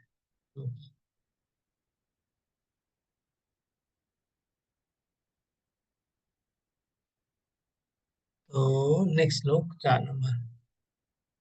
तत्क्षेत्रम यच्च यादृक् च यद विकारि यतश्च यत् स च यो यत् प्रभावश्च तत्समासेन मे शृणु। तो भगवान बोलते कि वो क्षेत्र के मैं तुमको पूरा जानकारी देता हूँ। क्योंकि आत्मा और परमात्मा दोनों क्षेत्र में गए, आत्मा भी गए, परमात्मा परमात्मा ज्यादा जानते, तो परमात्मा आत्मा को बोल रहे हैं कि ये खेत में कौन सा पेड़ लगा हुआ है, इसका साइज क्या है, इसमें कौन सा फसल अच्छा होगा। कृष्ण बता रहे अर्जुन को कि क्षेत्र कैसा है। अर्जुन को भी, अर्जुन भी क्षेत्र गए, कृष्ण भी क्षेत्र गए, लेकिन क्योंकि कृष्ण परम क्षेत्रज्ञ है, इसलिए वो क्षेत्र की जानकारी दे रहे हैं। तो जानकारी क्या बोलते, तत् क्षेत्र, वो क्षेत्र कैसा है, हाँ, यद यच्च, यादृक, किस प्रकार का है, यद विकारी, इसमें क्या क्या परिवर्तन आता है, यतश्च, किस चीज से वो बना हुआ है, यत, वो क्या है, स, उस क्षेत्र के बारे में, यो यत प्रभावस्य, उसका प्रभाव क्या है क्षेत्र का, वो मैं तब तुमको सब बताता हूँ। भगवान बोलते हैं वो क्षेत्र का पूरा जानकारी मैं तुमको देता हूँ। वो क्षेत्र क्या है, किससे बना है, कैसा है, उसका प्रभाव क्या है, उसका विकार क्या है, सब कुछ मैं बताता हूँ, क्योंकि मैं क्षेत्र की हूँ, मेरे को सब पता है। वो अगले श्लोक में भगवान बता रहे हैं। ऋषिभिर बहुधा गीतम छंदोभिर्विविधे पृथक ब्रह्म सूत्र पदेश्चैव हेतुमद्भिर्विनिश्चिते। हाँ, भगवान कहते हैं कि इस क्षेत्र का वर्णन ऋषियों ने भी किया है। ऋषि भी बहुधा गीतम, ऋषि मुनियों ने बहु प्रकार से इसका गान गीत गाया है। इस क्षेत्र के बारे में ऋषि मुनियों ने तरह तरह की कविताएं लिखी हैं, तरह तरह के गीत गाए हैं। गीत मतलब गाया गया है। तो आप लोग को शरीर के बारे में कोई गीत याद है? क्योंकि सब कवि लोग शरीर के बारे में हजारों हजारों गीत लिख के गए हैं, कृष्ण खुद बोल रहे हैं। और वास्तव में जैसे बंगाल में बाउल गीत होता है, बाउल बाउल गीत में मैक्सिमम शरीर के ऊपर ही होते हैं गीत। जितने भी बाउल संगीत होते हैं ना, गांव में जो गाते हैं, शरीर के ऊपर होते हैं। शरीर को मतलब कविता के रूप में, मतलब क्या बोलते हैं, काव्य, बहुत काव्य रूप से उसको वर्णन करते हैं, ढंग मतलब उपमा दे दे के। तो आप लोग को ऐसा कोई याद है कोई कविता जो शरीर के बारे में कवियों ने रचना की है?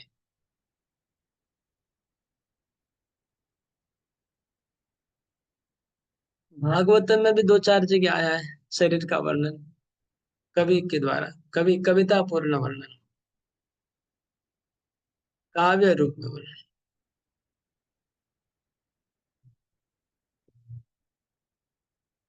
आप लोग को याद नहीं आ रहा है लगता है, लेकिन होगा, याद आएगा। जैसे मैं बताता हूँ, अ, बचपन में हमारे शिक्षक थे, वो एक गीत गाते थे। वो इस शरीर को बंगला बताया। बंगला मतलब समझते ना, मकान। शरीर एक मकान है, और इस मकान को किसने बनाया है? इस मकान में 999, 999 इसमें बारी मतलब विंडो है, और इसमें 9 दरवाजे हैं। इसमें लकड़ी का व्यवहार नहीं है, और लोहे का व्यवहार नहीं किया गया है। और फिर कहते हैं कि ये मकान लेकिन भाड़े का मकान है। हाँ, इसको कभी न कभी इस मकान को खाली करना पड़ेगा। फिर आगे कहते हैं वो कवि कि अ, इस मकान को खाली करने का नोटिस यमराज ने भेज दिया है। यमराज का नोटिस आ चुका है, इसलिए हे जीवा भाई, और आत्मा को जीवा भाई कहते हैं, गुजराती में सबको भाई बोलते हैं ना पीछे। तो हे जीवा भाई, आप उठो और मकान को खाली करने के लिए तैयार हो जाओ, यमराज का नोटिस आ चुका है। यमराज का नोटिस आया हुआ है, मकान को खाली करना है, जल्दी से उठो। महाप्रभु बोलते जीव जागो, जीव जागो, गोरा चांद बोले, कतो निद्रा जाओ, माया पिशाचिर कोले। शरीर के ऊपर ऐसी बहुत कविताएं हैं, मैंने एक बताई। आप लोग को ऐसा कोई याद आ रहा है शरीर का कोई उपमा काव्य? प्रभु जी, आप जो गाते थे मनवा क्या है, वो भी तो शरीर के ऊपर ही है। हाँ, मनवा राधे कृष्ण बोल तेरा क्या लगेगा, उसमें भी इसी प्रकार का है थोड़ा बहुत। पूरे जीवन के ऊपर है, और ये जब भी बताया वो शरीर के ऊपर था। ओके, तो भगवान बोल रहे हैं कि ऋषि भी बहुधा गीतम, ऋषि मुनियों ने बहुत प्रकार से इसको लेफ्ट एंड राइट सब गाया हुआ है। शरीर के बारे में बहुत गीत लिख चुके हैं। भगवान को भी पता है कि इतना गीत इसके ऊपर लिखा गया है शरीर के ऊपर। और छंदो भी विविधे पृथक, और वैदिक मंत्रों में भी इस शरीर के बारे में बहुत कुछ लिखा गया है। और ब्रह्म सूत्र पदेश्च, वेदांत सूत्र में भी इसका वर्णन है। भगवान ने 3 रेफरेंस दिया शरीर के वर्णन में। ऋषि मुनियों ने इसके ऊपर गाया है, वैदिक स्तोत्रों में इसका वर्णन है, और वेदांत सूत्र में भी इसका वर्णन है।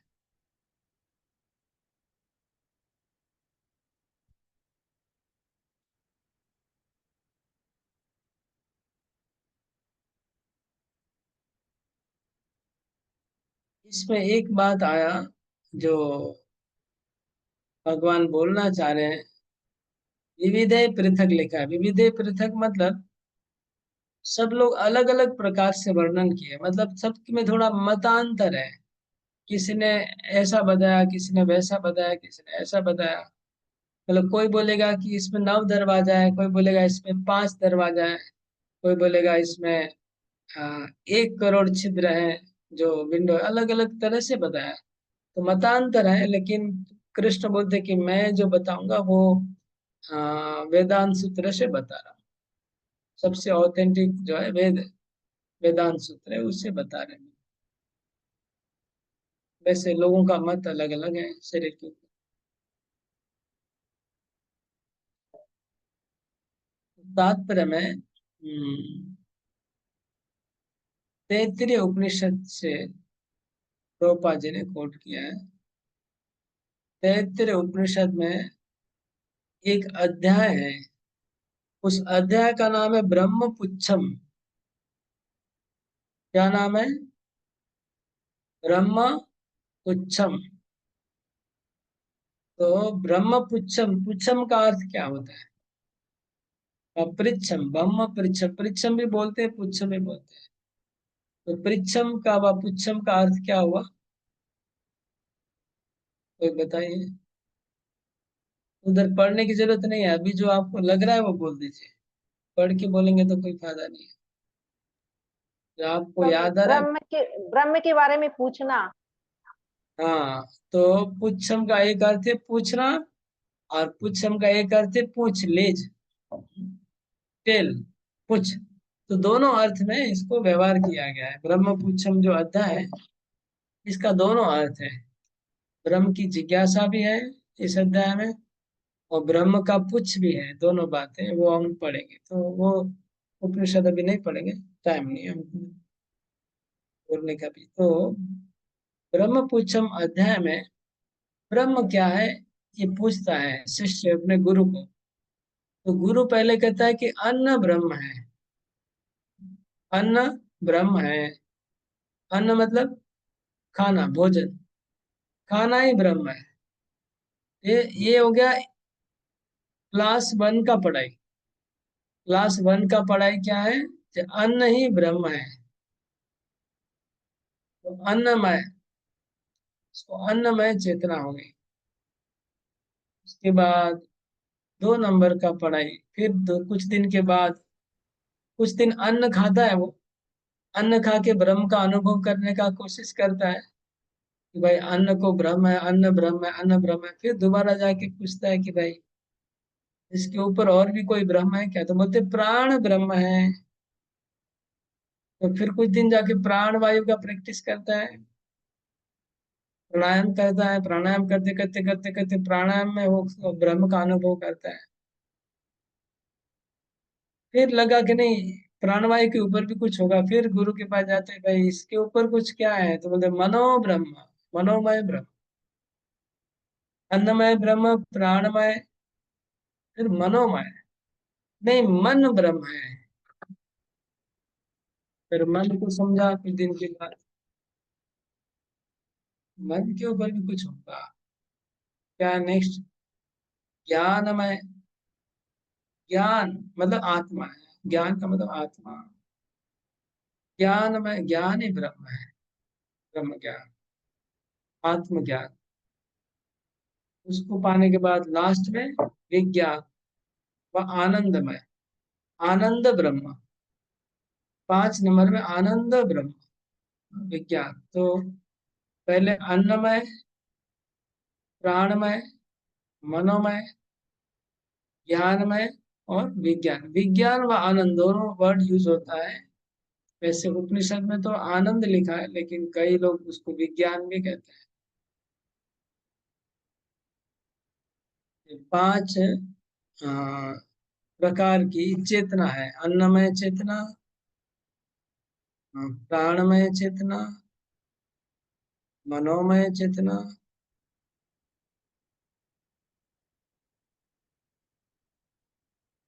ज्ञानमय चेतना और विज्ञानमय व आनंदमय चेतना।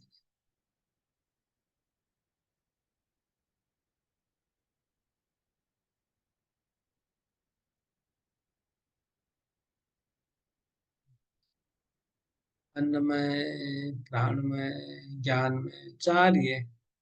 ज्ञान को मन के लेवल पे बताया गया इधर।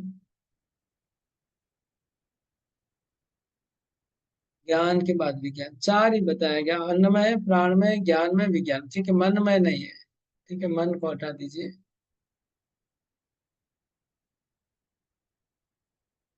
वो ज्ञान, ज्ञान की लेवल पे मन आता है। मन, बुद्धि, अहंकार, ये सब ज्ञान लेवल पे आ जाएगा। फिर विज्ञान के लेवल पे आत्मा व परमात्मा आ जाएगा।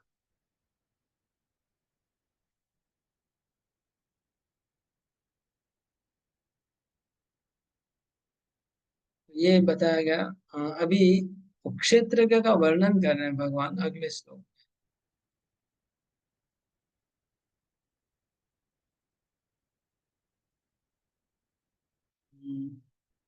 ब्रह्म सूत्र तात्पर्य में लास्ट में कुछ वेदांत सूत्रों का कोटेशन आया। वेदांत सूत्र क्या है? न वियद अश्रुते, न वियद अश्रुते। मैं भी इसका अर्थ भूल गया हूँ, मैं पढ़ा था कुछ दिन पहले। वियद मतलब आकाश, न मतलब नहीं, अश्रुते मतलब बिना सुने। न वियद अश्रुते, नात्मा श्रुते। आत्मा को सुना नहीं जाता है। सुन के आप आत्मा को अनुभव नहीं कर सकते। तथा परात तो तत्श्रुते, उसको ऊपर से सुनना पड़ेगा। ये सब अर्थ है। मतलब वेदांत सूत्र का वर्णन प्रभुपाद ने कोट किया, 2-4 सूत्र। इसके ऊपर अलग से क्लास करना होगा। इसमें कुछ एक्सप्लेन भी नहीं किया गया है। ओके, 5, 6, 7 में क्षेत्रज्ञ का वर्णन कर रहे हैं भगवान। सब लोग 6 नंबर और 7 नंबर श्लोक पढ़िए। महाभूतान्यहंकारो बुद्धिरव्यक्तमेव च, इंद्रियाणि दशेकं च पंचचेन्द्रियगोचरा, इच्छा द्वेष सुखं दुःखं संघातश्चेतना धृति, एतत् क्षेत्रं समासेन सविकारम् उदाहृतम्। तो क्षेत्र का वर्णन कर रहे हैं भगवान। तो पहले महाभूतानि, पंच महाभूत। क्षेत्र में 1 नंबर पे क्या है? पंच महाभूत। तो पंच महाभूत क्या है बताइए जल्दी से, कोई भी एक जन। पृथ्वी, अग्नि, जल, वायु, आकाश। पृथ्वी, जल, अग्नि, वायु, आकाश। तो पंच महाभूत। उसके बाद महाभूतानि, उसके बाद अहंकार, बुद्धि और मन। अहंकार और बुद्धि 2 पकड़ लीजिए। पंच महाभूत, अहंकार और बुद्धि। और अव्यक्त, अव्यक्त क्या है बाद में बताऊंगा।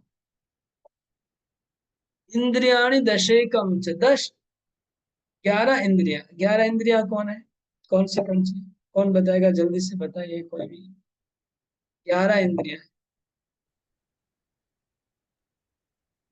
ओके, 5, 10 इंद्रिया तो पता है। 11 नंबर इंद्रिया कौन सी है? 11 नंबर की इंद्रिया कौन सी है? मन। मन। 5 ज्ञानेंद्रिया, 5 कर्मेंद्रिया और मन। तो मन आ गया और बुद्धि अहंकार ऑलरेडी पहले था, तो पंचभूत, बुद्धि, अहंकार, मन और 10 इंद्रिया। तो अभी टोटल कितना हुआ, कैलकुलेशन करिए। अभी तक कितना बताया, फटाफट बोलिए, रेस्पॉन्ड करिए। 13 प्रभु जी, 13। 13 हो गया 18 प्रभु जी। 19 प्रभु जी। ओके, अव्यक्त को पकड़ेंगे तो 19 और अव्यक्त को छोड़ेंगे तो 18। 5 महाभूत और 5 और 10 15 और 16 17 18। पंच महाभूत, 11 इंद्रियां, तो 11 और 5 16, और अहंकार और बुद्धि 17 और 18, और अव्यक्त 19। जो 13 बोला उन्होंने क्या कैलकुलेशन किया भगवान जाने, इसका मतलब ठीक से कैलकुलेट। उसके बाद अभी 19 हुआ है, हाँ, अभी हम लोग का 19 हुआ है। पंच च इंद्रिय गोचरा, 5 इंद्रिय गोचरा है। इंद्रिय गोचरा मतलब इंद्रियों की गोचारण भूमि। इंद्रिय क्या है, गाय है, घोड़े हैं, और 5 घोड़े की 5 गोचारण भूमि है। आंख की गोचारण भूमि क्या है, आंख रूपी घोड़े की गोचारण भूमि क्या है, देखना। देखना, दृश्य, सीन, पिक्चर। और कान की गोचारण भूमि कौन सी है, ध्वनि सुनना। ध्वनि ध्वनि। सुनना। साउंड, साउंड, ध्वनि साउंड साउंड। सुनना तो क्रिया है, ध्वनि, ध्वनि ध्वनि राइट है। जीभ की गोचारण भूमि क्या है, स्वाद, स्वाद लेना। स्वाद, स्पर्श भोजन, खाना। तो 5 घोड़े हैं, उनकी 5 गोचारण भूमि है, तो 5 ऐड कर दीजिए। तो रूप, रस, शब्द, स्पर्श, गंध। आंख का रूप, कान का शब्द, चमड़ी का स्पर्श, जीभ का स्वाद, और नाक का गंध। रूप, रस, गंध। गंध। ठीक है, तो ये 5 गोचारण भूमि हो गई, और 5 घोड़े हैं इंद्रियां। तो 19 में 5 18 थे ना, 18 में 5 ऐड करेंगे तो कितना होगा, 23 हो गया।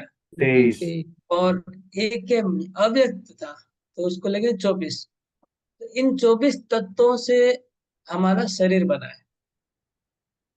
ये क्लियर हो गया सबको, 24 तत्वों से हमारा शरीर बना है। Is this clear? ठीक है, 24 एलिमेंट सब लोग काउंट कर लीजिए, अगर प्रॉब्लम है तो बताइए। 24 तत्व हो गए। एक क्षेत्र इन 24 तत्वों से बना है।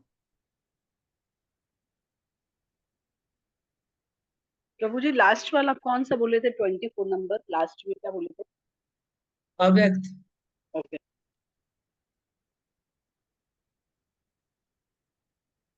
प्रभु जी अव्यक्त क्या है ये? अव्यक्त मतलब महत तत्व कहते हैं, उसका दूसरा नाम है महत तत्व।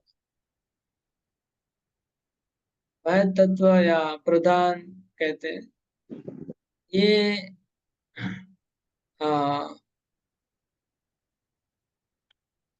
24 तत्व प्रकट होने के पहले 24 तत्व जो सूक्ष्म रूप में रहते हैं उसको अव्यक्त कहते हैं। वहां से 24 तत्व निकलते हैं। जैसे बीज से पेड़ निकलता है, ऐसे ही अव्यक्त से ये सब निकला है। समझ गए? जैसे बीज होता है, बीज अव्यक्त है। बीज में आपको पेड़ दिखता है? नहीं दिखता है, लेकिन बीज में पानी डालने से पेड़ दिखता है, तो बीज को अव्यक्त कहते हैं। ऐसे ही इस 24 तत्वों का जो पूर्व रूप था, पहले का जो रूप था वो अव्यक्त था।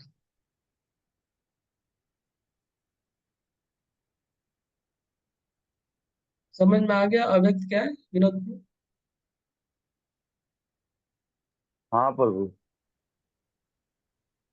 ये सूक्ष्म रूप में जो था 24 तत्व वो अव्यक्त, जब व्यक्त हुआ तो 24 तत्व प्रकट हुए। अभी इस ये तो शरीर का क्या बोलते हैं, शरीर का ये गठन किन चीज, ये तो खाली लकड़ी और मिट्टी और पत्थर का गिनती किया गया, लेकिन इनके अंदर और क्या क्या है, कितने ट्यूबलाइट है, कितने पंख हैं, कितना एसी लगा हुआ है, वो अगले 2 श्लोक में बता गया। तो मकान का खाली ईंट पत्थर का काउंटिंग हो गया। अभी अगला लिखा है इच्छा और द्वेष। इस क्षेत्र में क्या भरा हुआ है? इच्छाएं भरी है और द्वेष भरा है। और क्या भरा है? सुख और दुख भरा है। और संघात, चेतना, धृति। संघात समूह, इनका समूह सुख दुखों का समूह है, इच्छा द्वेष का समूह है, इनका संघात होता है। और चेतना, इसमें चेतना भी है और धृति भी है, इसमें धैर्य भी है। इतनी सारी चीजें इस शरीर में है। यहाँ पर क्षेत्र का वर्णन समाप्त हुआ। क्षेत्र का वर्णन भगवान ने कर दिया।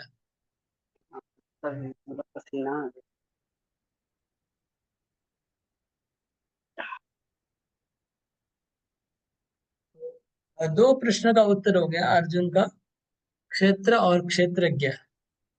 अभी नेक्स्ट ज्ञान की बात आएगी, तो 8 से 12 नंबर श्लोक में ज्ञान का वर्णन है। उसके लिए ज्यादा टाइम चाहिए, तो आज नहीं कर पाएंगे, क्योंकि एक साथ करने से अच्छा होगा। ये ज्ञान का जो वर्णन है एक साथ करना है, तभी ठीक से समझ में आएगा।